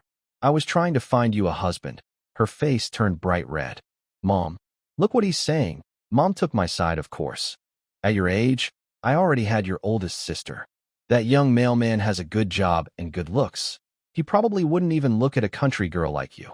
Yudi ran inside, embarrassed and hurt. I felt a little guilty. Mom, I was just joking. I was actually asking Brother Jiang about job opportunities in town. Jobs? You want to be a mailman? Both Mom and my sister-in-law looked at me like I was dreaming. City jobs were impossible to get. Every position was taken. But they didn't know what I knew. Give me time, and I'd figure it out. I picked up Dia to lighten the mood. The little girl babbled and giggled as I tickled her. I decided right then, when I had kids someday, I wanted daughters. Boys were overrated. Then I said to Mom, don't talk to fifth sister like that again. Just give me some time. I'll get her one of those 8 great jobs, and nobody will ever call her a country girl again. Mom ignored me and went straight to the sack. She opened it, expecting beautiful slabs of fatty pork belly. Instead, she found pig intestines, liver, kidneys, and ribs. What is this? She looked like she might faint. You gave away the good meat and brought home this? This isn't food. My sister-in-law came running over and stared into the bag with the same horrified expression. I set Dia down calmly. What's wrong with ribs and organs? And look, there's 5 or 6 pounds of leaf lard in there too. That's pure cooking fat. Before I could explain further, I heard the village chief's voice outside. Yofu you home, my heart jumped. He was here with the seeds. The village chief walked in right as Mom was crying. He looked alarmed. What happened? Mom turned on him immediately. You have the nerve to ask. My son caught that boar, and you gave him nothing but garbage nobody wants. The chief looked at me desperately for help. I stepped in. Mom, it's not his fault. I chose the organs and ribs myself. You chose them? Mom looked like the world was ending. Why would you choose parts nobody eats? Are you trying to kill me? I grabbed the chief's arm and pulled him outside before things got worse. He couldn't get away fast enough. He shoved a newspaper-wrapped package into my hands, the seeds, and practically ran home. The seeds. Finally, back inside, Mom was still fuming. I sat her down and explained my thinking piece by piece. If I'd taken 20 pounds of belly pork, that's most of the good cuts on the whole pig. Everyone would have smiled to my face, but hated us behind our backs. Instead, I took stuff nobody wanted and ended up with 60 pounds instead of 21. Who really got the better deal? But the smell. Nobody can eat that stuff. I smiled. Mom, the ancestors didn't just teach me to hunt. They taught me to cook too. She muttered something about ancestors teaching cooking, but she stopped arguing. And I wasn't lying. I really did know how to handle organ meats. Pig intestines cleaned with a little flour lose all their grease and smell. Scallion ginger water and cooking wine take care of the rest. Then you braise everything in a spiced liquid, star anise, cinnamon, bay leaves, cardamom. In my old life, braised pig intestines and organs were street food sold everywhere. The spices could all be bought at traditional medicine shops. We rendered the leaf lard first. Mom handled that perfectly. Meanwhile, my sister-in-law, Yudi, and I scrubbed the organs over and over. When I used cornmeal to clean the intestines, Mom nearly lost her mind again. People don't have enough cornmeal to eat, and you're using it to wash pig guts? While all this was happening across the village, something else was going on that I didn't know about. Ma Fong, the woman from our village who defended me to Wang Shui's mother, took her half-pound of pork back to Wang family village to show off. She strolled in with the meat held high, telling everyone who'd listen about the 200-pound boar I'd caught and how every person in the family village got half a pound of meat. If Wang Shui's family hadn't been so greedy, she announced loudly, That girl would be enjoying pork right now. But some people just aren't meant for good things. Wang Chong, Wang Shui's second brother, happened to be standing right there. His face went purple with rage, but what could he say? Everyone was already laughing at his family. He stormed home. Wang Shui greeted him sweetly at the door. Second brother, dinner's ready. On the table sat a steaming bowl of wild vegetable soup, a few floating leaves, thin as water. He snapped. All you do is eat. When are you going to make Li Youfu change his mind? Then he told the whole family what he'd heard. I caught a wild boar. Over 200 pounds.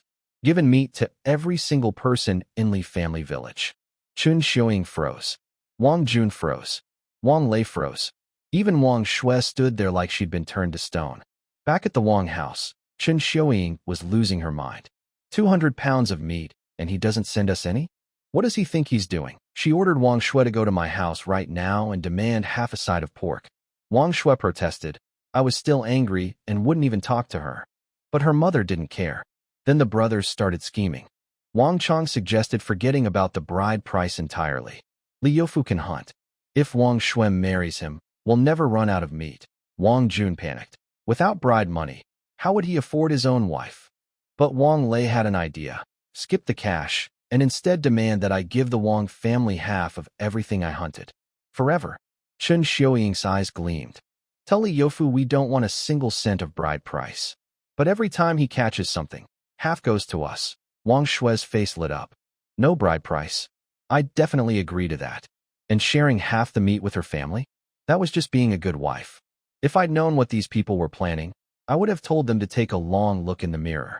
That evening, every house in Li family village was filled with the smell of cooking pork. Each household had gotten 2 to 5 pounds depending on family size.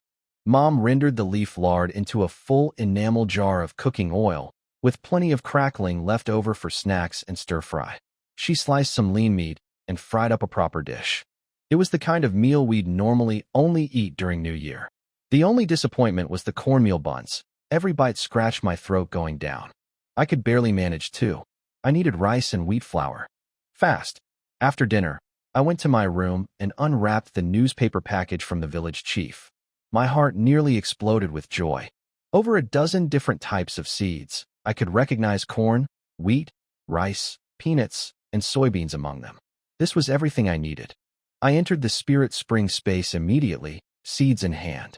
The first acre of pumpkins was nearly ripe, every one the size of a baby's head. 2 or 3 more days at most. I moved to the second acre of black soil and carefully divided it into sections, planting each type of seed in its own area. Then I watered everything with spirit water and started pushing my mental energy to accelerate the growth. By the time my mental power was nearly drained, the new crops had reached harvest stage. I collapsed onto my bed and fell into a deep, dreamless sleep. When I woke the next morning, I felt incredible. My mental energy had grown noticeably again. It always came back stronger after being fully depleted. I checked the space using just my consciousness, watching through a screen of light without physically entering. The acre of pumpkins was fully mature, every single one over 20 pounds. The total harvest came to over 10,000 pounds. Nearly 600 pumpkins, piled up like a small mountain in the time-frozen storage area. Then I looked at the crops I'd forced to maturity last night. The wheat stalks stood nearly as tall as a man, each head packed with over 80 plump grains. That meant at least 50% higher yield than normal farming. I collected all the seeds and started a new planting cycle, this time just watering without using mental energy, then left the space. I had a busy day ahead. I'd promised Jiang Feng 2 fish, and I needed to pick up third sister's package from the post office. I also planned to stop at a traditional medicine shop to buy the spices I needed for braising the organ meats. At breakfast, oil-crackling soup with wild greens and a boiled egg each. Mom pulled me aside and pressed 2 yuan and a 1-pound grain ration ticket into my hand. Buy yourself some buns in town. She always gave me a little pocket money when I went to the post office. I thanked her and promised to bring back treats. I squeezed little Daya's cheek. Be good. Uncle Six will bring you white rabbit candy. She babbled happily, not knowing what candy was, but knowing I was someone who loved her. I walked out with a bamboo basket on my back. Once I was sure nobody was watching, I made it vanish into my space. Why carry the thing for miles when I had a pocket dimension? Just outside the village, I ran into Li Guanqi, a nephew of sorts who was technically younger than me in family ranking despite being over a decade older. He was hauling 2 big barrels of human waste on an ox cart. Turns out, you even needed ration tickets for manure these days. The village chief had pulled favors just to get a few. Chemical fertilizer existed, but never made it to small villages like ours. I couldn't believe it. Tickets for poop. This era never stopped surprising me. He offered me a ride, but one look at the brown stains on the cart, and I politely declined. I'd rather walk. An hour later, I reached the town post office with 2 live carp I'd pulled from my space just before arriving. Brother 6, Jiang Feng, spotted the fish immediately and grabbed my arm, dragging me through back alleys to his place. A small flat, maybe 500 square feet, with basic furniture and a radio on the windowsill. You can't just walk around carrying fish in the open, he said. If anyone else sees them, they'll want to trade too, and I'll lose out. He borrowed a scale and weighed them. For pounds, 6 ounces total. Then he laid out his offer. The government buying station paid 45 cents per pound for fish over 2 pounds. He'd pay me 80 cents per pound, almost double. That's too much, Brother Jiang. He shook his head. It's not. Live fish like these go for a yuan per pound on the black market. A yuan per pound? I was shocked. He explained that food prices on the black market had skyrocketed. Grain was nearly 10 times the official price. Everyone was desperate. He handed me 3 yuan 70 cents. I tried to give some back, but he insisted. He wanted me to keep bringing fish regularly. He had friends who'd want some too. A few customers splitting the cost each month made it manageable on their salaries. This was a goldmine. A reliable connection in town who could also introduce me to other buyers. When we parted, I mentioned wanting to buy candy for my niece, but having no candy ration tickets. He offered to ask his friends, but I told him I was curious about the black market in the county seat instead. The town doesn't have one, he said. Only the county. Just be careful, and you'll be fine. Things are so hard right now, they mostly look the other way. I asked for directions and told him I'd pick up the package that afternoon. It took me another hour to walk to the county seat. It was bigger than the town, still mostly low buildings, but more bustling. I found a state-run restaurant and went in. The menu was on a chalkboard. Meat buns, 5 cents each plus 1 ounce of grain ration per bun. I ordered 10. Mom's 1-pound grain ticket covered it exactly. I wolfed down 4 and had the waitress wrap the rest in wax paper for my family. She gave me a dirty look for the trouble. That was how service worked in state restaurants. The customer was never right. If you complained, they could throw you out or worse. Outside, I ducked into an empty alley and stashed the buns in my space.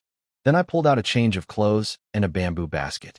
I wrapped a cloth around my face, leaving only my eyes visible. Time to visit the black market. The black market turned out to be nothing fancy, just a rough, hidden trading spot behind some old walls. Everything you couldn't get through official channels ended up here. Even people with proper jobs and cadre suits came to buy and sell. The government mostly looked the other way because everyone was struggling. I paid 2 cents at the entrance and slipped inside with my bamboo basket. It was packed with people, but eerily quiet. Everyone whispered. I spotted stalls selling iron pots, stoves, watches, porcelain, and just about everything else. Almost every buying sign was the same, looking for grain. I found a ticket seller who called himself Wang Matzi. Short guy with shifty eyes, wearing a cotton jacket he'd modified with pockets everywhere like a military vest. What tickets you got? I asked. Whatever you need. TV tickets? The old man selling watches next to him burst out laughing. Wang Matzi glared at me, but then actually quoted a price. 550 yuan for a TV ticket, 50 deposit, 7 days to deliver. Whether he was bluffing or actually had connections, I couldn't tell. Either way, I wasn't buying. A television in this era would be like setting off fireworks. Way too much attention. I asked about meat tickets. 1 yuan per pound. Outrageous when the actual meat only cost 75 cents. But Wang Matzi explained. With only 2 ounces of meat ration per person per month, the ticket itself was worth more than the meat. And even with a ticket, you couldn't buy meat because the supply was already claimed by people with connections.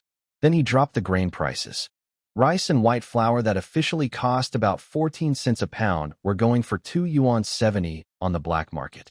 Even cornmeal was 1 yuan 60, nearly 20 times the official price. My mind started racing.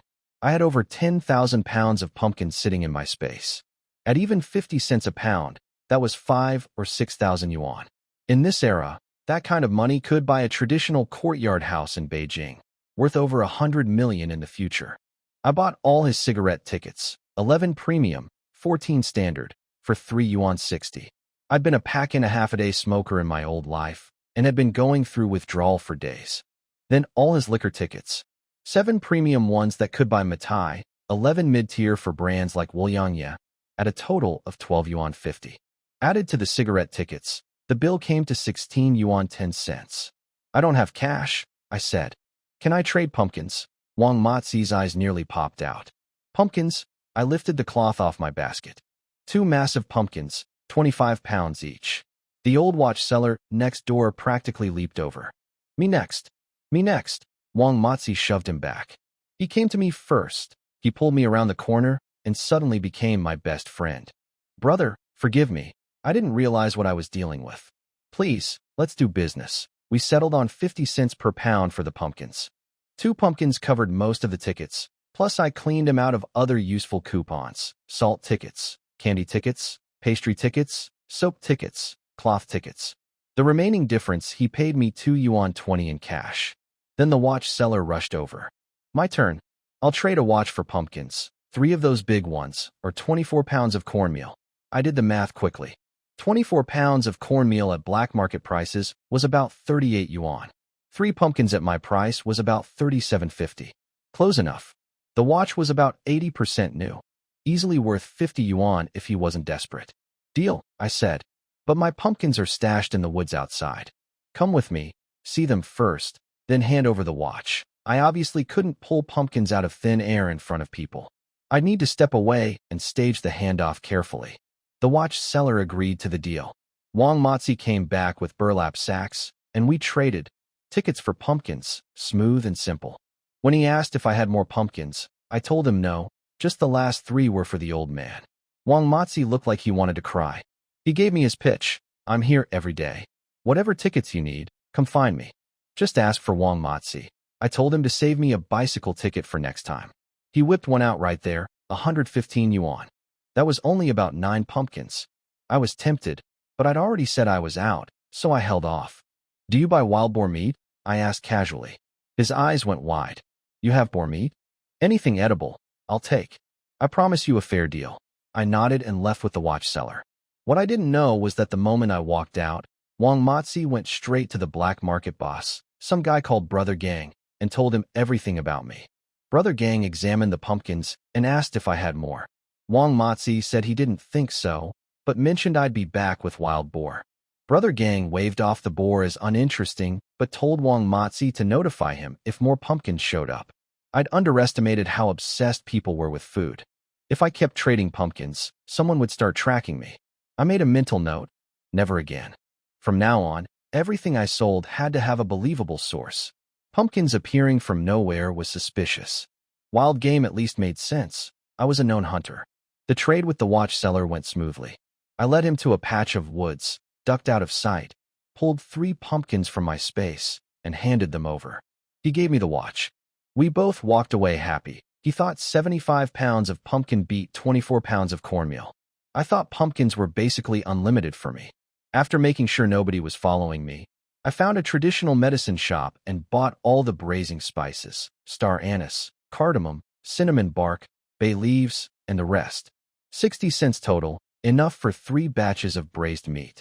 Then I hit the county supply co-op. It was a state-run general store with a dozen counters selling everything. A big sign on the wall read, "Staff must not beat customers without reason." That told you everything about the service quality. I bought 2 packs of Dakium and cigarettes, a box of matches, and then spotted something wonderful, white rabbit candy. The best soft candy in the country, made in Shanghai. They said 7 pieces equaled a glass of milk. I bought a full pound at 2 yuan 50, plus half a pound of rock sugar, 2 bars of soap, a bag of fine salt, and a bottle of fin liquor. Total, 6 yuan 57. I was down to 21 cents and a few leftover tickets. Not much cash, but I'd found my path to making money. This trip had been a complete success. I practically jogged back to the town post office. Where have you been? I thought you'd be back hours ago, Jiang Feng laughed. I gave him 2 white rabbit candies. His eyes went round. These are expensive. He processed my package quickly and reminded me about the fish. Don't forget about me, brother 6. I won't. I walked out with the bamboo basket on my back. The package from third sister plus my purchases weighed over 15 pounds, but it felt like nothing now. I lit a Dakiamin cigarette and strolled home, smoking for the first time since crossing over. The feeling was heavenly. I'd been dying for a smoke for days. When I got home, Gooden and Erden were sitting in the yard waiting for me. Mom said they'd been there since hearing I'd gone to town. Sit still, I told them. Brother 6 has candy for you. I gave each of them 2 white rabbit candies. They popped them in their mouths, and their eyes went electric. It's sweet. So sweet. So good. I peeled one open and popped it into Mom's mouth too.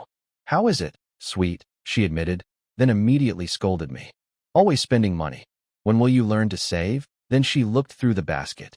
The spices, the liquor, the soap, the fine salt, the cigarettes, the rock sugar, and third sister's unopened package.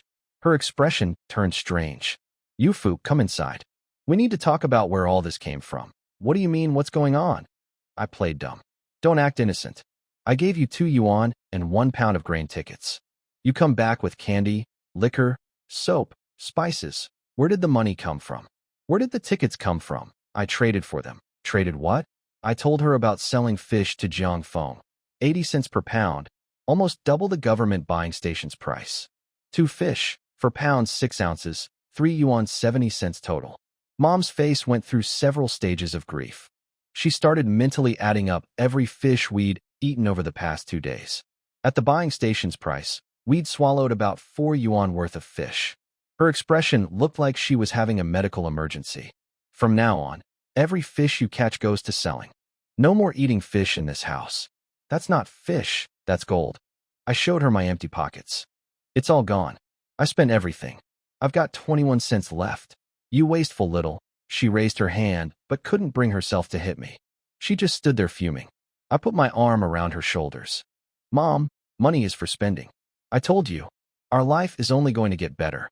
You can't keep thinking so small. She pinched my side. Small? Everything I do is for you. But eventually she sighed and let it go. Handle your own business. Just promise me. Nothing illegal, not even if I had 10 times the courage. Then I pulled out the meat buns from my space. They were still warm. Time freezes inside, so they were exactly as hot as when I'd bought them. I gave the boys half a bun each. Gooden tried to refuse, pulling Erden back. You eat them. Brother 6, we're not hungry. His stomach growled as he said it. That kid broke my heart with how considerate he was. I made them take the food. They ate so carefully, tiny little bites, licking every drop of juice off their fingers. I teased them about germs, and Gooden grinned. Mom says what doesn't kill you makes you stronger. Erden nodded seriously. Even if I get a stomachache, this bun is worth it. I nearly died laughing. I sent them home and told them to let Grandpa know I was coming over for drinks tonight. Mom refused to eat a bun herself. Save them for when you're hungry. White flour meat buns were such a luxury that most rural families never ate them all year. She just wanted to save everything for me. I gave up arguing for now and put the rest in the kitchen. Then we opened third sister's package. 2 jars of malted milk powder, half a pound of brown sugar, 3 feet of cotton cloth, and 5 pounds of white flour. All precious things. There was also a letter with 20 yuan tucked inside, money for my bride price. I read the letter aloud since Mom couldn't read. Third sister wrote that she'd heard I was getting married and wanted to help. The malted milk was for Mom's health. She said things were manageable on her end and not to worry. But I knew the truth. Third sister's husband earned 89 yuan a month, which sounded good until you counted what it covered. Their family of 4, monthly support for 4 fallen comrades' families, his own elderly parents, and packages home to us. They weren't comfortable at all. She'd scraped and sacrificed to put this together. I handed the 20 yuan to Mom. Keep the money and the goods safe. I'm going to make braised meat. Mom locked everything in her wardrobe cabinet, the same one where she hoarded all the good stuff exclusively for me. White flour, eggs, brown sugar, all reserved for her precious son.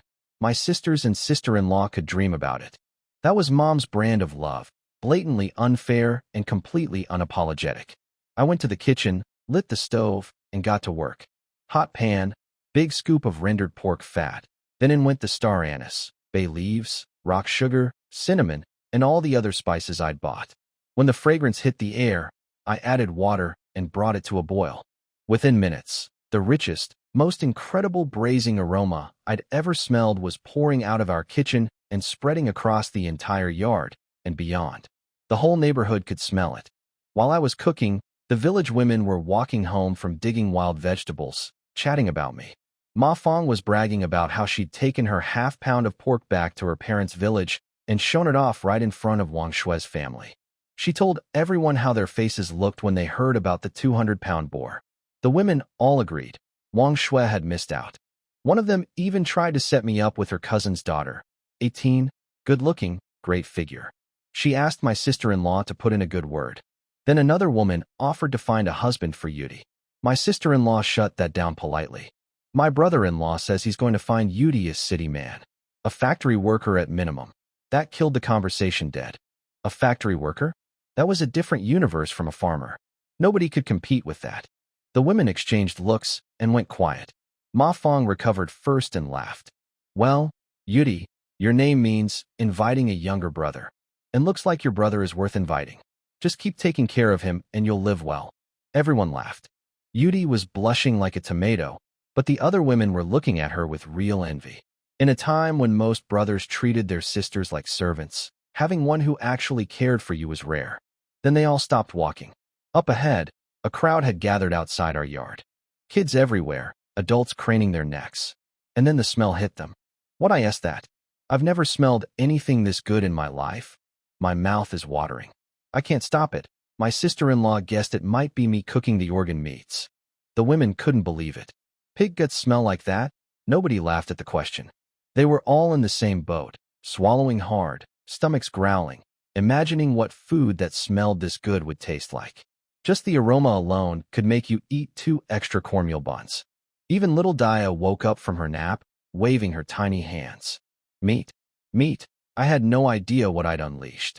In this era, recipes were closely guarded secrets passed from master to apprentice. Nobody shared cooking techniques. But everything I knew came from the internet of my previous life, braising recipes that any amateur could find online. Here, it was like dropping a nuclear bomb on the village's taste buds. I was in the kitchen daydreaming about all the dishes I could make.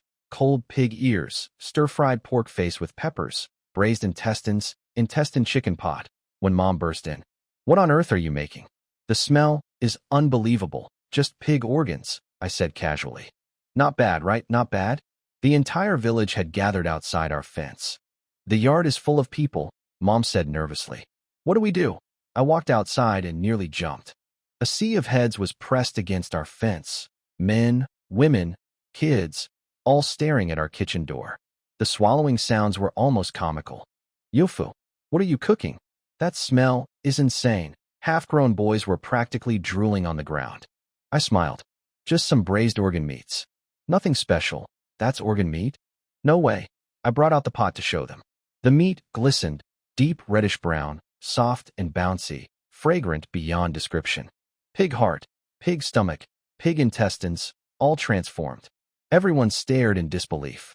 The disgusting scraps nobody wanted had become something that made their mouths water uncontrollably. All right, show's over. Go home before people think something happened here. They had enough pride not to beg. After all, the whole village had just gotten free pork from me. They couldn't complain that I could cook mine better than they could. People started heading home, but a few kids stayed rooted to the spot, noses in the air, drool running down their chins. I knew what would happen tonight across the village. Dozens of families sitting around their tables, frantically sniffing the air drifting from our direction while forcing down their plain cornmeal buns. When Yudi and my sister-in-law got back, little Dia was already waving her hands, screaming, "Meat! Meat!" I picked her up and promised her food, but Yume reminded me she was too young for solid meat. Just eggs and soft food for now. Dia started crying, so I promised her steamed egg custard instead. Egg, she sniffled. Yes, egg. Yummy, yummy. Tears gone, just like that. Kids are amazing. I slipped a white rabbit candy into her hand, and her eyes went bright as stars. A few neighborhood kids were still lingering by the fence, refusing to leave. I gave each of them a candy and sent them home. One little guy, Li Guanqi's son, the man with the ox cart, told me seriously that if his dad ever tried to spank him, he'd tell his grandpa to spank his dad instead. Everyone cracked up. I made him a deal. If you actually get your dad spanked, I'll give you another white rabbit. His eyes went huge. Deal? I promise, Grandpa Yofu. I'll make it happen. He clutched the candy like treasure and marched off with determination. Inside, the braised meats were already sliced and laid out on the table. The sight alone was enough to drive anyone crazy. Glistening, reddish-brown, tender, and bouncy. We've been waiting for you, Mom said. Then let's eat. Nobody could stop. From the very first bite, everyone was hooked. Yudi nearly choked. This is really pig organs? How is this so good? My sister-in-law kept nodding. I never knew these could taste like this. It's better than fatty pork. She searched for better words, but couldn't find any. Fatty pork was the best food she'd ever known. Mom took one bite, and her whole expression softened. If I can eat your cooking once, I'm satisfied. But don't cook again. You used a whole scoop of lard. That scoop could have lasted me half a month. Her real concern was the spectacle. She'd never seen cooking attract a crowd before. It had scared her. Fine, no more cooking shows, I laughed. But you have to eat these meat buns I brought home. I handed one to each of them. My sister-in-law tried to refuse, saying the braised meat was already more than enough and she'd just eat cornmeal buns. These were bought specifically for you. Today, you eat them. That's an order. Under my watchful eye, all three women finished their buns. With the braised organs, the buns, and the leftover pork, everyone ate until they were stuffed. Genuinely stuffed on meat. If they told anyone that, nobody would believe it. 50 pounds of raw organs had braised down to about 30 pounds. The four of us couldn't finish it all, not even close. After dinner, I divided the leftovers. Part went into my space for storage. The rest I split into 2 portions. Fifth sister, take this to Uncle Daqiang's house. Tell him it's for drinking with. And make sure nobody sees you on the way. This was about building relationships. The village chief had been fair to me, and I'd need him in the future for travel permits, introduction letters, all the bureaucratic things that could make or break you in this era. Mom didn't argue. Do what your brother says. Go quick. Come back quick. After Yudi left, I packed up the second portion along with the fun liquor and the remaining meat buns. Mom, I'm taking this to Grandpa and Grandma. I promised I'd have drinks with Grandpa tonight. Over at Grandpa's house, dinner was just wild vegetable soup, not even cornmeal buns. After 2 days of fish and chicken, it was back to reality. They'd heard about the incredible smell coming from our kitchen and were dying of curiosity. Second uncle couldn't hold it in. Dad, when is Yofu coming over? Grandma smacked him. You're an elder and you're drooling over your nephew's food? If you don't want to eat what we have, take your wife and kids and leave. Second uncle backpedaled fast. I'm just craving some wine. That's all. Grandpa glared at him. Don't think you can ride on Yofu's kindness just because you're his uncle. Your mother and I are still alive. We decide what happens here, right on cue. I walked in with my goods. Grandma's face lit up like the sun. My golden grandson. Have you eaten? I set everything on the table. Braised meats, the bottle of fun liquor, and the meat buns. The aroma filled the room instantly. Everyone's eyes went wide. Grandpa zeroed in on the liquor. Why'd you buy such expensive wine? It's specifically for you, Grandpa. He grinned so wide I thought his face would crack. Then he turned to second uncle. You've seen it. Now go home. Second uncle's face crumpled. Dad, Yofu, maybe I could just have one tiny sip. I laughed. The wine is for drinking. Let everyone enjoy it. I handed the braised meats to my aunt and asked her to slice some as drinking snacks and let the family have the rest. When she saw it, her jaw dropped. This is pig organs? How can they smell this good? She'd seen pig guts before, stinking, disgusting things. These were nothing like that. Gooden and Erden were practically climbing the walls. Mom, hurry up. I told everyone I'd learned the recipe from a chef friend at the state-run restaurant. That explained everything perfectly. Those chefs were considered the best. Second uncle nodded enviously. No wonder even pig guts taste amazing. Only Grandpa knew the real story, but he said nothing. When the liquor came out, Grandpa snatched the fin bottle and hugged it to his chest. He poured second uncle a tiny measure of the cheap sweet potato liquor instead and saved the good stuff for just the two of us. Second uncle took his sip of potato wine and beamed. I haven't tasted alcohol in over a year. This is perfect. The braised meat disappeared fast. The boys stuffed their faces, terrified someone would take their share. Everyone kept raving, "This is the best thing I've ever eaten." Grandpa drank until he passed out at the table. Second uncle and I carried him to bed. At the door, Grandma held my hand, not wanting me to leave. "Come visit often. You don't need to bring anything. Just your face is enough." I told her I'd left 2 meat buns for her and Grandpa. Heat them up before eating. Walking home under the stars, the village was dark and silent. It was past 8 when I got back. Mom had waited up for me and handed me a cup of water. I took a big gulp and stopped. "Mom, did you put sugar in this?" She just smiled and didn't answer either way. "Get some rest," she said. That small sweetness hit me harder than the liquor. I went to my room with a warm feeling in my chest. Over the next 3 days, I threw myself into farming inside the Spirit Spring space. Every time my mental energy recovered, I used it to accelerate crop growth. Finally, everything reached harvest. The results were staggering. Wheat, 1,100 pounds per acre. Rice, 1,800 pounds per acre. I kept 100 pounds of each as seed grain and processed the rest into flour and polished rice. Just for eating, this was enough to feed my whole family for over a year. But I wasn't planning to just eat it. I was getting ready for my second trip to the black market. The next morning after breakfast, I told Mom I'd be out all day and headed for the back mountains at a jog. My body was improving fast. Between the good food, solid sleep, and spirit water, I was getting stronger every day. The trip to the deep forest that used to take over an hour now only took 30 minutes. I could lift 200 or 300 pounds without breaking a sweat. I still didn't know my limits. I checked all 4 of my traps. The pumpkin bait was gone, and there were just chicken feathers inside. The wild chickens had eaten everything and flown right out. A 1-meter pit couldn't hold something with wings. No boars this time either. The herd had probably moved to a different area after I'd grabbed 8 of them last time. I pushed deeper into the forest and found a spring flowing between 2 huge boulders. The water was cold and slightly sweet, though nothing compared to my spirit water. Where there's water, there's wildlife. Sure enough, I heard clucking. Several pheasants spotted me and flew up into a tree. They thought they were safe up there. "Cute," I said, and slapped my hand against the trunk. Every bird on the tree got sucked into my space instantly. That brought my total to 14 pheasants, 7 live boars, and dozens of fish, all frozen and waiting. I was starving again. The spirit water burned through calories like crazy, so I decided to make lunch right there. I plucked and cleaned a pheasant, rubbed it with salt, wrapped it in big leaves, coated the whole thing in mud, and tossed it into a fire.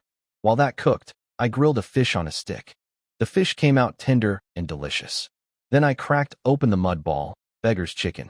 The leaf aroma mixed with the roasted fat was incredible.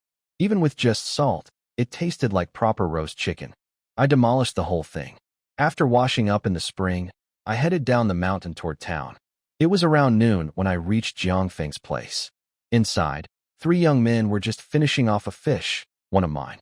They'd cleaned the plate in minutes. One of them sighed. "Who knows when we'll taste meat again? Your turn next time, Mahu." "You'd better find us a chicken," Mahu snapped back. "Where am I supposed to get a chicken?" "And you ate the most fish, Zhang Guowei." Zhang Guowei shrugged sheepishly. "I haven't had meat in half a month. Even a small fish counts."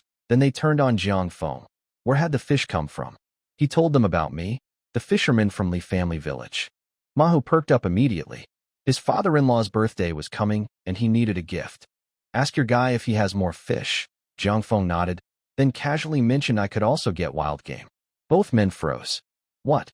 Wild game?" Zhang Guowei grabbed Jiang Feng in a headlock. "You've been holding out on us?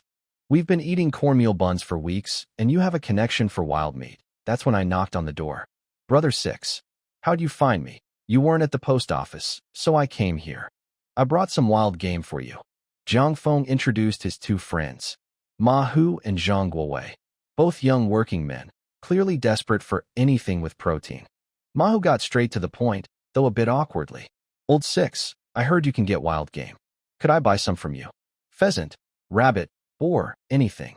I just need to know if you can get enough." He looked nervous and hopeful at the same time. "How much are we talking about?" I asked carefully. "Anywhere from a few dozen pounds to 300 or 400, Mahu said nervously. "Can you manage that?" I was relieved. I'd been afraid he'd say thousands. A few £100 was nothing with what I had stored in my space.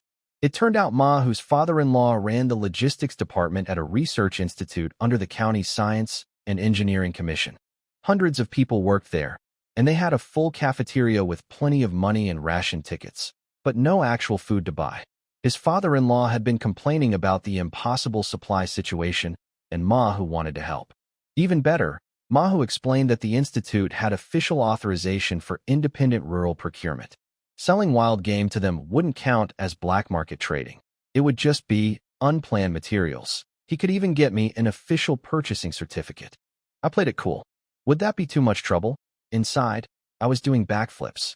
With an official certificate, I'd be completely protected. No trouble at all. I can have it ready when I get back. I gave him the idea of delivering straight to the institute whenever I had a catch, and he happily agreed, giving me the address. Then Zhang Feng peeked into my basket and found the 2 pheasants I'd brought. His friends immediately started fighting over them. Zhang Guowei grabbed for them first, but Ma, who shoved him back. It was his turn, plus his father-in-law's birthday was coming up. Those are for Brother Jiang, I said. We had a deal. But what he does with them after that is between you 3. Jiang Feng's smug grin vanished as his 2 friends turned on him with evil smiles. The birds weighed 6.5 pounds total. Jiang Feng paid me 2 yuan per pound, 12 yuan 80 cents. He knew it was a bargain. On the black market, they'd fetch at least 220. I pocketed the money and said goodbye. The pheasants were just pocket change. The real money was the wild boar meat sitting in my space. I changed my appearance and headed to the county black market. This time I came in empty-handed. No basket, nothing visible. The guard at the entrance gave me a look, but waved me through. Inside, there were even more buying grain signs than last time. Things were getting worse. I found Wang Matzi at his usual spot. He recognized me immediately and started rubbing his hands together. Little brother, still got that bicycle ticket saved for you. Let's talk about wild boar meat first, I said. I need money before I can buy tickets. His eyes nearly popped out. You really have boar meat? Where? He noticed I had no basket and quickly understood. The quantity was too large to carry by hand. Need me to come with you? He offered. No, just find me a cart. I'll bring it myself. He led me to a courtyard in a nearby alley where 2 of his associates waited with a flatbed cart and a scale. What's your price? I asked. Wang Matzi didn't waste time. Pork is going for $2.50 a pound on the market right now. I'll give you $2.30. I need to make something too. I knew the official price at the supply co-op was only 65 to 75 cents per pound, but that was meaningless since nobody could actually buy any. And selling everything in one batch to Wang Matzi was far easier than dealing with individual buyers. I stayed quiet, calculating. He got nervous, thinking I was unhappy with the price. The truth was, he could sell it to the steel factory down the road for 3 yuan a pound. Factories had money to burn. He gritted his teeth. Fine, $2.50 a pound. Consider it an investment in our friendship. $2.50 a pound? I'd only hesitated for a moment, and Wang Matzi raised his own price. I wasn't going to argue with that. Deal. But these are whole pigs, unprocessed, with skin and bones. He thought it over. For whole pigs, I can do $1.85 per pound. That worked out to about 74% meat yield, which was fair. I agreed and took the cart to the same woods where I'd traded pumpkins before. After checking carefully that nobody was around, I pulled one of the dead boars from my space and loaded it onto the cart. I waited for the blood to cool completely, then pushed the cart back. Wang Matzi came running when he saw me. He grabbed the cart to help push, expecting it to be light since I was handling it so easily. His face changed instantly. This heavy. When he saw the size of the boar, he was even more surprised, both by the animal and by how effortlessly I'd been pushing 300 pounds. The pig weighed 332 pounds. At 185 per pound, that came to 614 yuan and 20 cents. 614 yuan. In a time when the average monthly wage was 20 or 30 yuan, that was 2 years of savings. I couldn't help grinning. Time to spend. Wang Matzi, I'll take that bicycle ticket now. And pull out every other ticket you've got. His eyes practically turned into yuan signs. Between the cigarette tickets, liquor tickets, cloth tickets, and cotton tickets, plus the bicycle ticket at 110 yuan, the total came to 187 yuan 20 cents. He handed me the remaining 427 yuan in cash. I stuffed everything into my pockets, and the instant my hands were in my pockets, I transferred it all into my space. Then I flipped him a 2-cent coin for the doorman and headed out. After removing my disguise in a quiet spot, I pulled out my bamboo basket and walked to the state-run department store. 2 floors, much bigger than the supply co-op, selling everything from furniture to fabric to the famous for big items. I went straight to the bicycle counter on the 2nd floor. A bored saleswoman in her 40s was cracking sunflower seeds. A young man was trying to test ride a bike. Can I try it first? Try what? You break it, you pay for it. You buying or not? If not, move along. The guy slunk away embarrassed. Customer service in this era was something else. I stepped up and slapped the bicycle ticket on the counter. I want to buy a bicycle. Her attitude improved immediately. Which brand? Flying Pigeon is $170. Phoenix is $180. Forever is $195. Forever. I put down the cash without hesitating. People around me stared. This was a major purchase. Someone tried to talk me out of it. Young man, save yourself 20 yuan and get the Flying Pigeon. They're all the same. An older woman chimed in. Your future wife will scold you for wasting money. I smiled and thanked them. I don't have a wife yet, so I make my own decisions. And I figure you get what you pay for. The saleswoman perked up at that. Young, good-looking, no girlfriend, and able to buy the most expensive bicycle without blinking? She leaned forward with sudden interest. Where do you work, young man? My cousin's daughter works at the textile factory. Good unit, great benefits, meat and vegetable tickets every month. She's about your age and single. Want me to introduce you to? The people around us started nodding enthusiastically. That's a great match. Say yes. I stood there completely blindsided. It was like that scene from an old movie. Hey, mister, you want a wife? Totally out of nowhere. I quickly waved off the saleswoman's matchmaking offer. I'm too young, not ready for marriage, she laughed. Shy are we? At your age, I already had a 1-year-old. I thanked her and asked her to just process the bicycle. She handed me a receipt and told me to pick it up downstairs, then register it at the police station for plates. Her name was Sister Ho, and she made me promise to come back so she could try introducing me to someone again. The moment I left, some skinny guy tried to take my place. I'm single too. Introduce me, Sister Ho told him to get lost. I could hear the crowd laughing from the stairs. I picked up my shiny new Forever bicycle, checked my watch, just past 2, and rode straight to the police station. Registration cost $150 plus $240 per year in tax.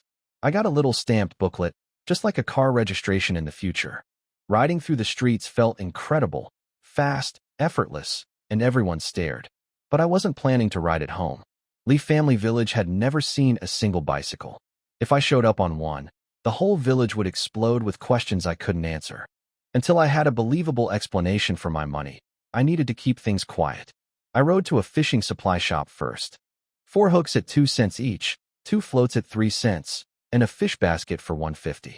Total, $164. I didn't need any of this for actual fishing. My space handled everything. But having proper gear made my cover story more believable. I also grabbed a roll of braided cord from a shoe repair stand for 10 cents. Much stronger than the nylon fishing line they sold at the shop. Then I headed to the supply co-op with a mission. Buy every bottle of Matai and every pack of Chunghwa cigarettes they had. Matai was only $2.97 a bottle. Starting next year, it would jump to $4.07 and stay there for over a decade. And both Matai and Chunghwa would become special supply items, impossible to buy even with money. This was my last window. I laid out my tickets on the counter. The clerk's eyes went wide. How many premium tickets is that? She yelled for her colleagues. 3 more workers rushed over. Then someone called for the manager, Director Wong, a chubby middle-aged man in a mouse suit and black-framed glasses. He looked me up and down. Young comrade, why are you buying this much? And where did you get all these premium tickets? These are only issued to officials at deputy division level and above. The other 3 workers' eyes turned sharp. In this era, everyone watched for enemy spies. One wrong answer, and I'd be dragged to the police station. I kept my face perfectly calm. I traded for them. Traded how? With fish. I'm a fishing expert. Every time I go out, I catch anywhere from dozens to 100 pounds. They all stared at me, completely blindsided. They'd expected some complicated spy story, not a fisherman. 100 pounds in one trip? The best fishermen they knew might catch 1 or 2. I was claiming to be 50 times better. One of the women handed me 2 hard candies. Here, young man, have some sweets. Thank you. So, about those cigarettes and liquor? She smiled and went to check the stock with 2 colleagues. Director Wong lingered. He fidgeted for a moment, then asked awkwardly, "Next time you catch fish, could you sell me some?" Sell? Director Wong, I can't sell things. That would be speculation. He smacked his forehead. Right, trade. Could we trade for some? Of course, he muttered, slippery kid, under his breath. The saleswoman came back with the mitai and heard us talking. Director Wong, you can't keep this to yourself. We want fish too. The other 2 workers piled on. Even supply co-op employees were desperate for meat. They were supposed to have the best access in the whole system, but with everyone watching them, they had to set an example and couldn't help themselves to inventory. I promised to bring fish next time I came through. They were thrilled. What's your name, young man? Lee. I'm the 6th in my family, so everyone calls me Old 6. At the supply co-op, I cleaned them out. 12 bottles of mitai, 10 bottles of dukong, 5 bottles of fin liquor, 20 packs of Chunghwa cigarettes, 6 packs of daikyamen, plus cloth bags. Everything together came to under 100 yuan. Prices in this era were unbelievably cheap. Mitai was only $2.97 a bottle. Starting next year, it would become a special supply item and disappear from shelves entirely. I was buying while I still could. The staff helped me load everything onto my bicycle. I'd made friends with all of them, Director Wong, Sister Sun, Brother Zhang, Brother Chen. They all wanted fish, and I promised to bring some next time. In return, I had a direct line into the county supply system. Once out of sight, I stuffed everything into my space, hopped on the bicycle, and made it to town in 20 minutes instead of the usual hour on foot. Near the village entrance, I stored the bicycle too. Nobody in Lee family village had ever seen one. Riding in would cause a sensation I couldn't explain. I loaded up my bamboo basket from the space.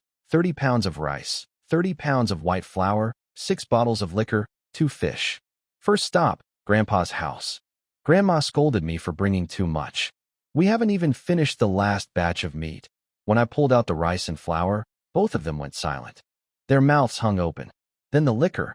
Then 2 packs of Chunghwa cigarettes and 2 packs of daikyamen.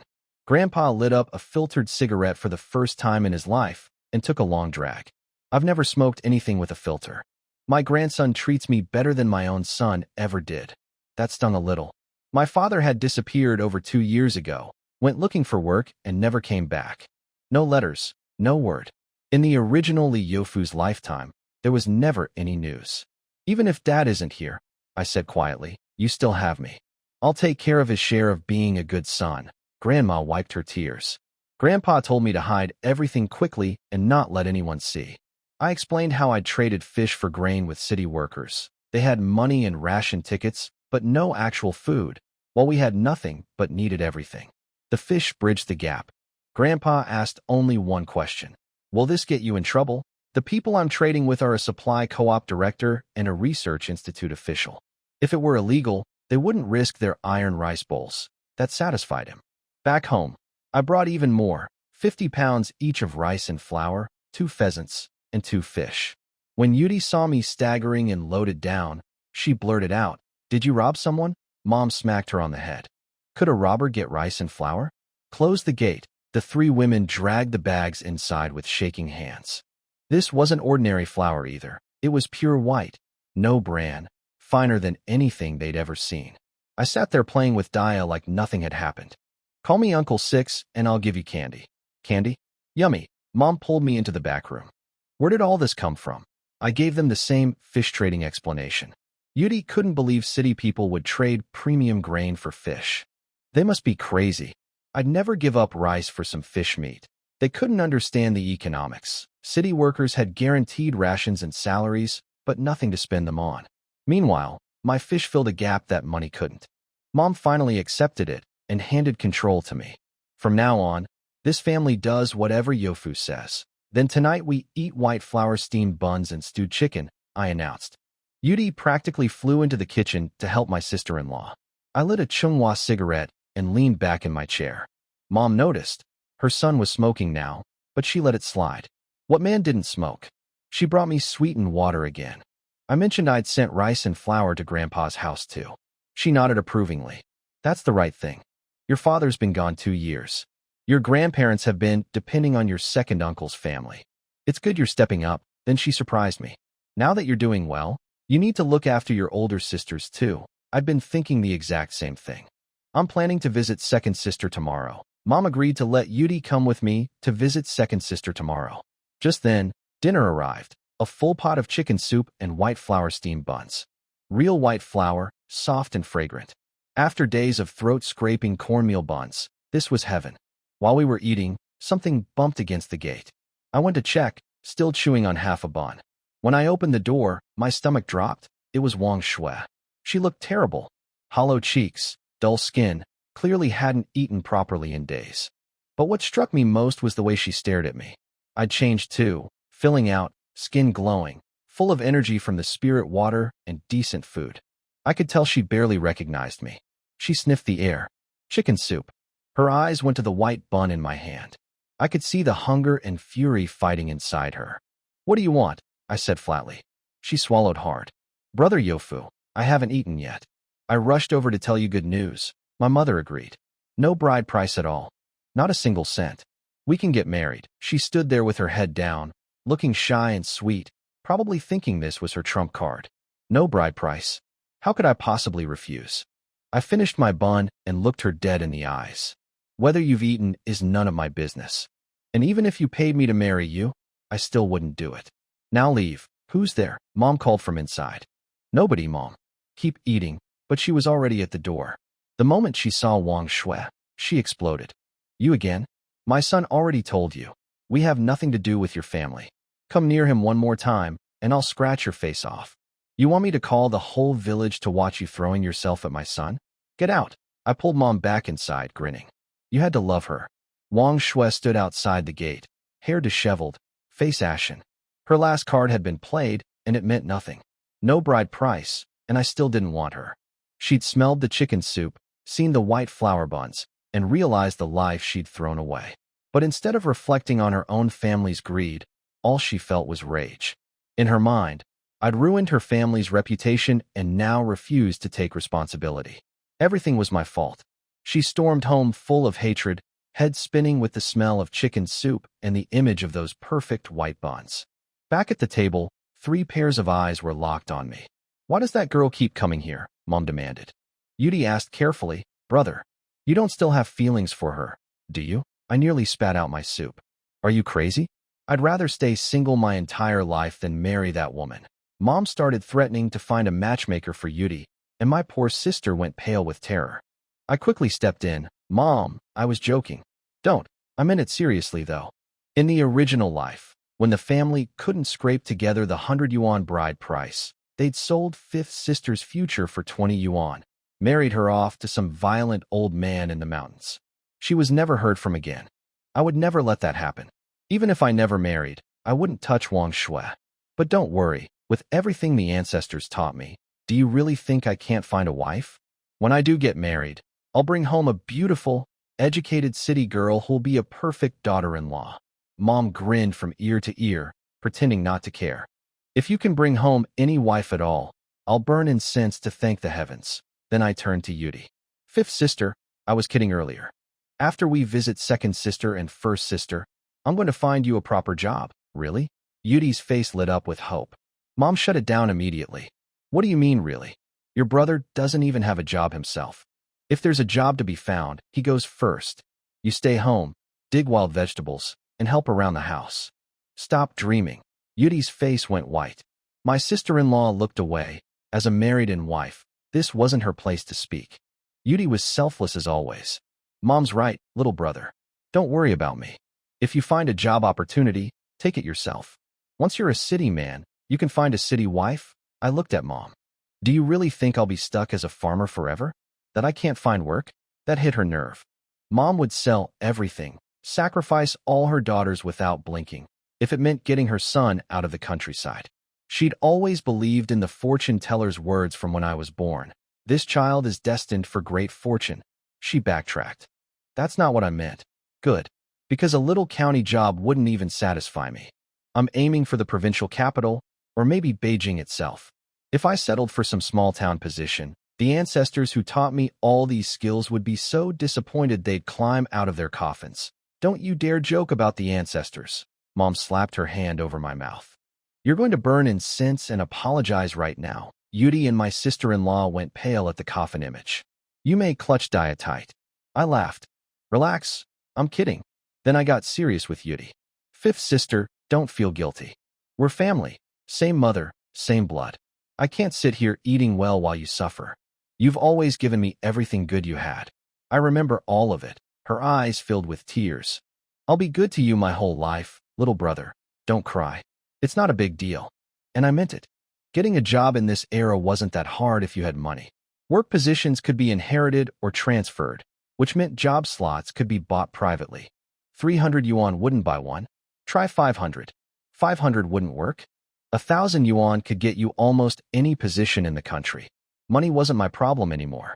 That night, I went into the spirit space and pushed 2 acres of wheat and rice to maturity, then planted both acres with corn.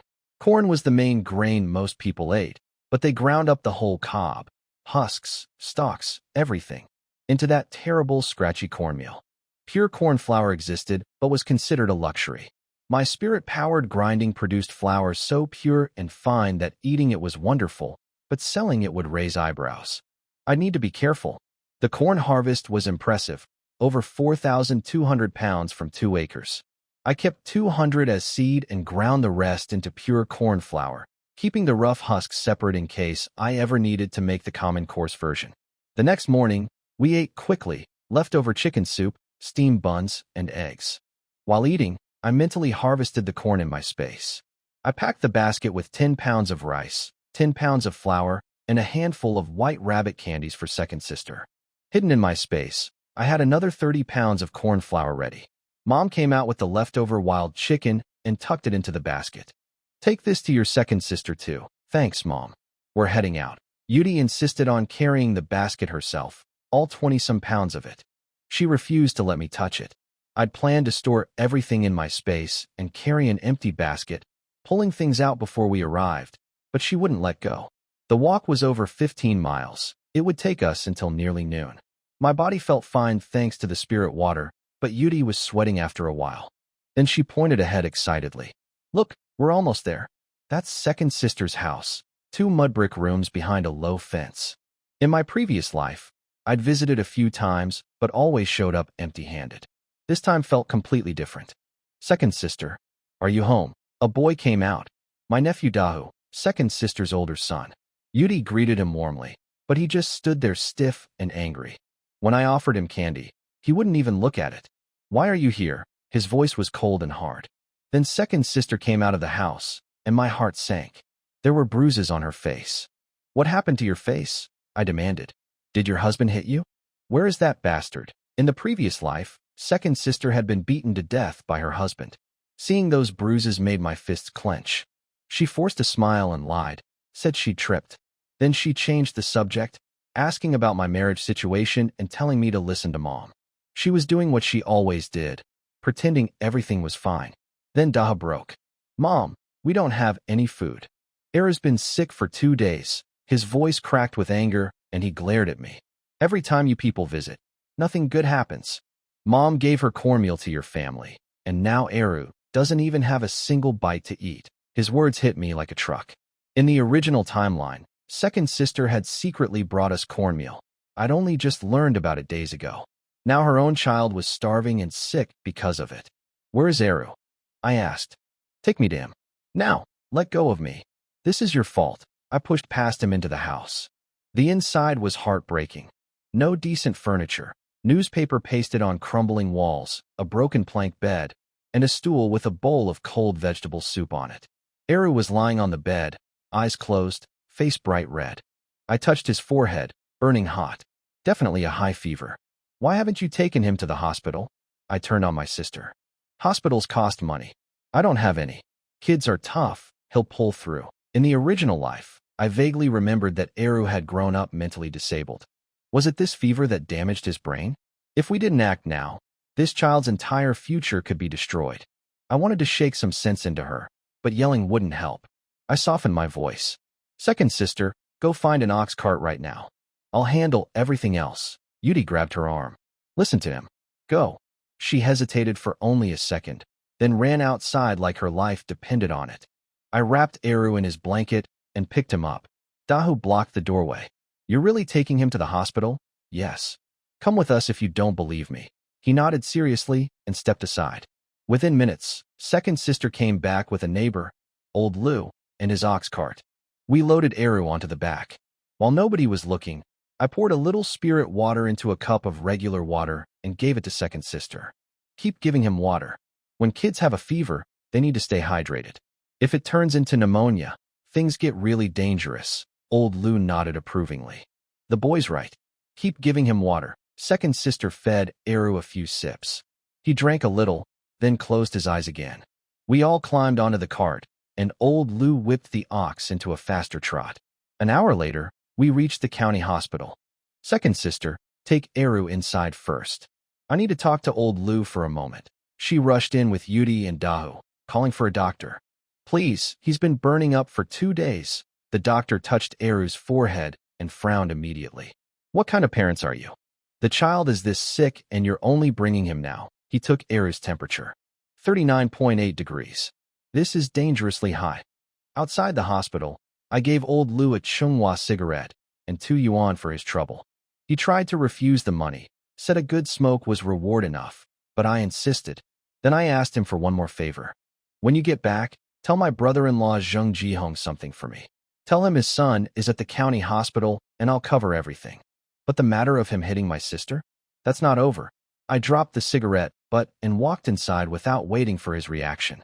The hospital was basic, 2 or 3 floors, white walls, reeking of disinfectant.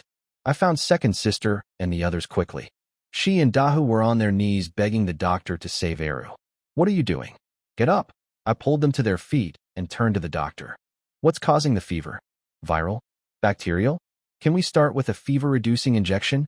The doctor raised an eyebrow. You know medical terms? It's a common cold that's turned into a high fever. He needs an injection, and honestly, and 4 drip would be better to bring his temperature down. Can you arrange a hospital stay? We came a long way. Sure. Pay 20 yuan up front as a deposit. Second sister nearly fainted. 20 yuan. Her entire family's income last year hadn't reached 10 yuan. Don't worry about money, I told her. I'll handle it. Just focus on Eru. I paid the deposit and got him admitted to room 307. Once the 4 started flowing, I finally relaxed. Medicine worked fast on people in this era. They'd never been exposed to antibiotics before, so their bodies responded immediately. 20 minutes later, Dahu touched his brother's forehead and shouted, "He's not hot anymore." "Mom, his fever's gone." Second sister smiled for the first time all day. "Thank your uncle." "Thank you, uncle." Dahu's gratitude was real this time. I ruffled his hair and offered him the white rabbit candies again. This time he took them, but only after checking with his mother first. "Uncle, can I wait and eat them with Eru when he wakes up?" "You eat yours now. I've got more for Eru." He carefully unwrapped one and his eyes lit up. "So sweet." "Mom, you have one too." She shook her head. "You eat. I need to talk to your uncle." "Alone with me?" She looked down. "Thank you for today. I'll pay you back for the hospital. I promise. Don't mention it. I'm going out to buy some food." "Watch Eru." She wanted to send Yudi and Dahu with me, but I needed to go alone. Too many secrets to manage. I told them I knew the county well and left. Behind me, I could hear second sister interrogating Yudi. What happened to him? Where's his money coming from? Yudi whispered the ancestor story into her ear. I could imagine second sister's face, stunned, confused, but unable to argue with results. Once outside, I ducked into a quiet alley and pulled out my bicycle. Then I rode straight to the supply co-op with a basket full of live fish from my space. Sister's son, the moment they saw me, all 4 staff members swarmed over. Brother Chen grinned. "I thought you'd take days to come back, and here you are the very next day." They peered into the fish basket. "Look at all these. They're huge. And still alive."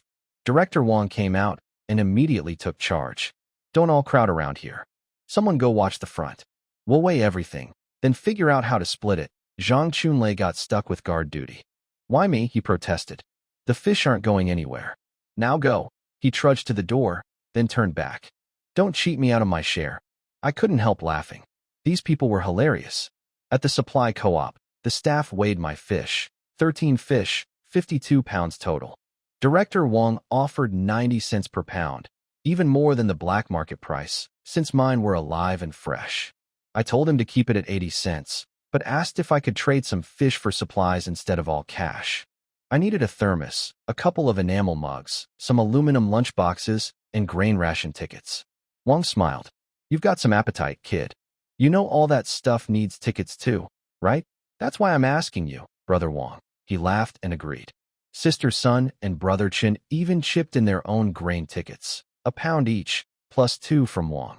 For pounds of grain tickets total, which would be enough for a couple days at the hospital, I traded 10 pounds of fish for the supplies and tickets. The remaining 42 pounds came to 34 yuan in cash. Wong rounded up and told me to remember him when I had meat. I knew I was getting the better deal. They were investing in a relationship with me, and I was happy to reciprocate. Sister Sun tied everything to the back of my bicycle. I thanked them all and rode to the state-run restaurant. I ordered a vinegar cabbage dish, spicy shredded potatoes, braised pork, and 10 steamed buns. 1 yuan 40 cents plus 2 pounds of grain tickets. Half my new tickets gone already. Restaurant food was expensive relative to wages. This single meal cost what some workers earned in 2 or 3 days. When I walked into the hospital room, Eru was awake. He was small and pale, but his fever was gone. Eru, this is your uncle, second sister told him. Uncle, the little boy said quietly. I opened the aluminum lunch boxes with a dramatic flourish. Guess what Uncle brought? Red braised pork. The smell hit the whole room. The two boys' eyes locked onto the food and didn't move. There was braised pork, shredded potatoes, cabbage, and white flour buns. Second sister protested about the cost. I told everyone to shut up and eat. The food was incredible. Even a small county restaurant had chefs with real skill in this era. The braised pork was glazed red, crispy outside, melt in your mouth soft inside.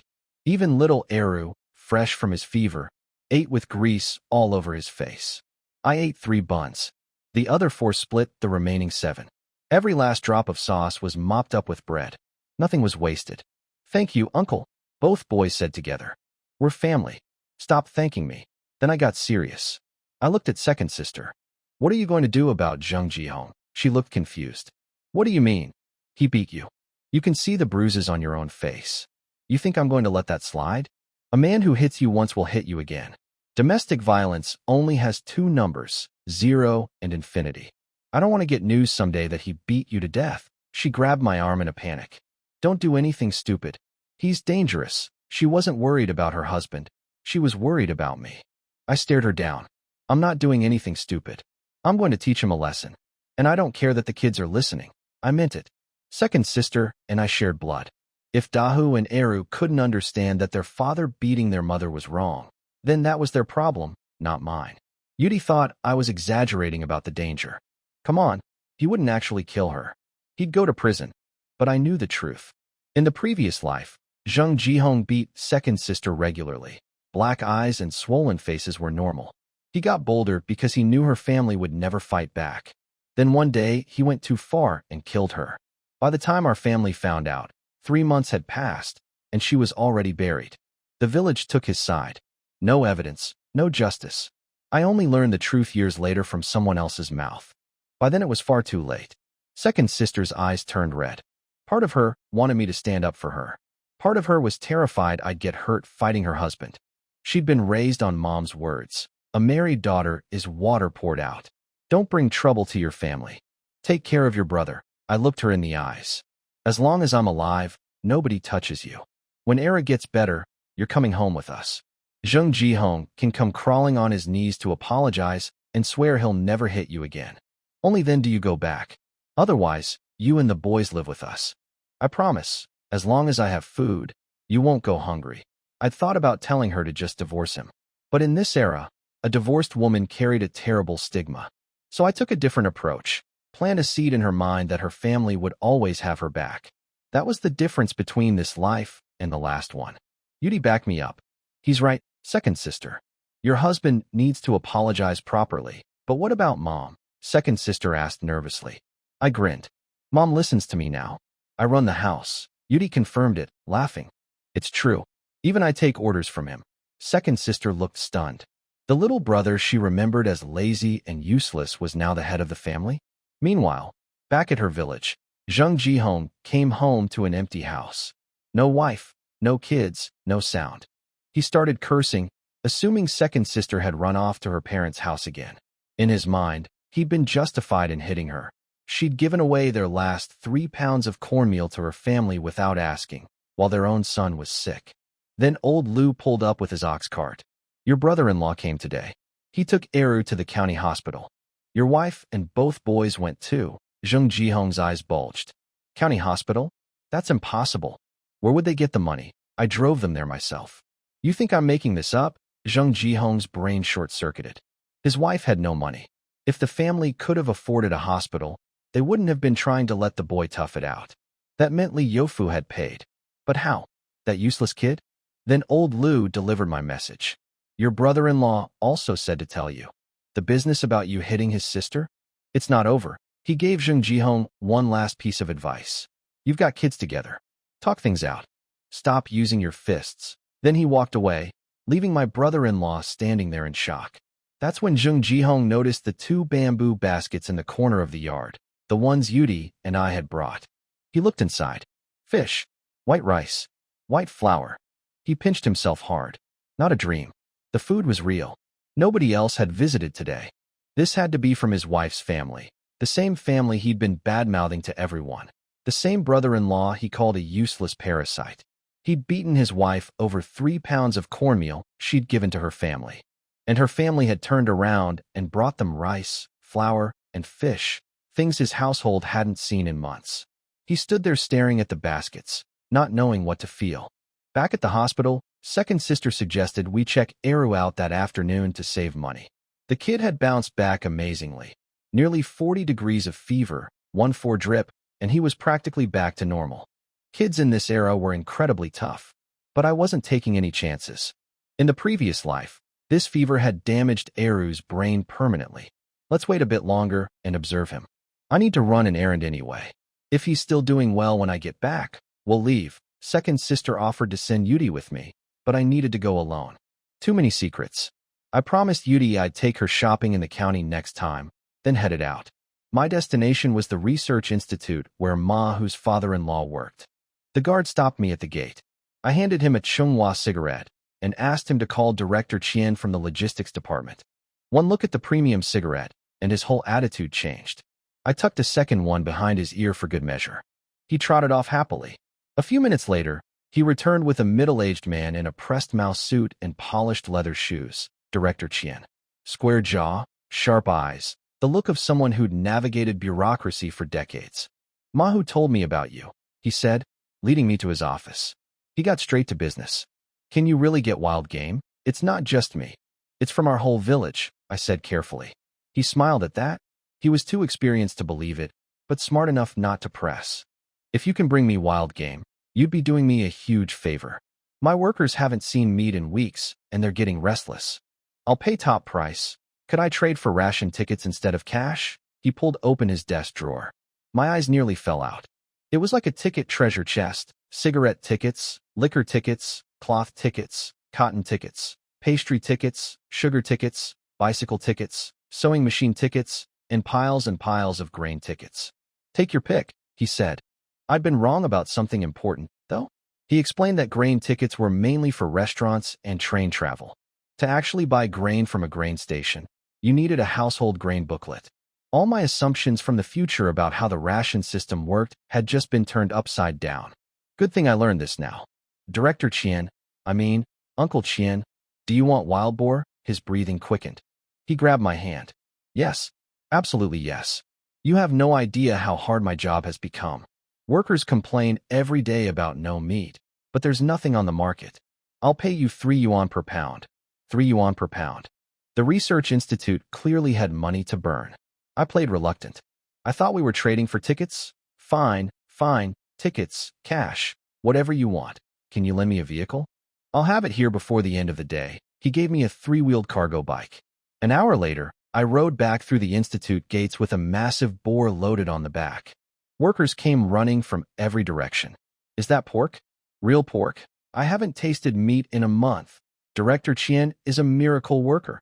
I parked the bike at the logistics building where Uncle Chien and two workers were waiting, grinning like kids on New Year's. "Let them handle the weighing and butchering," he said.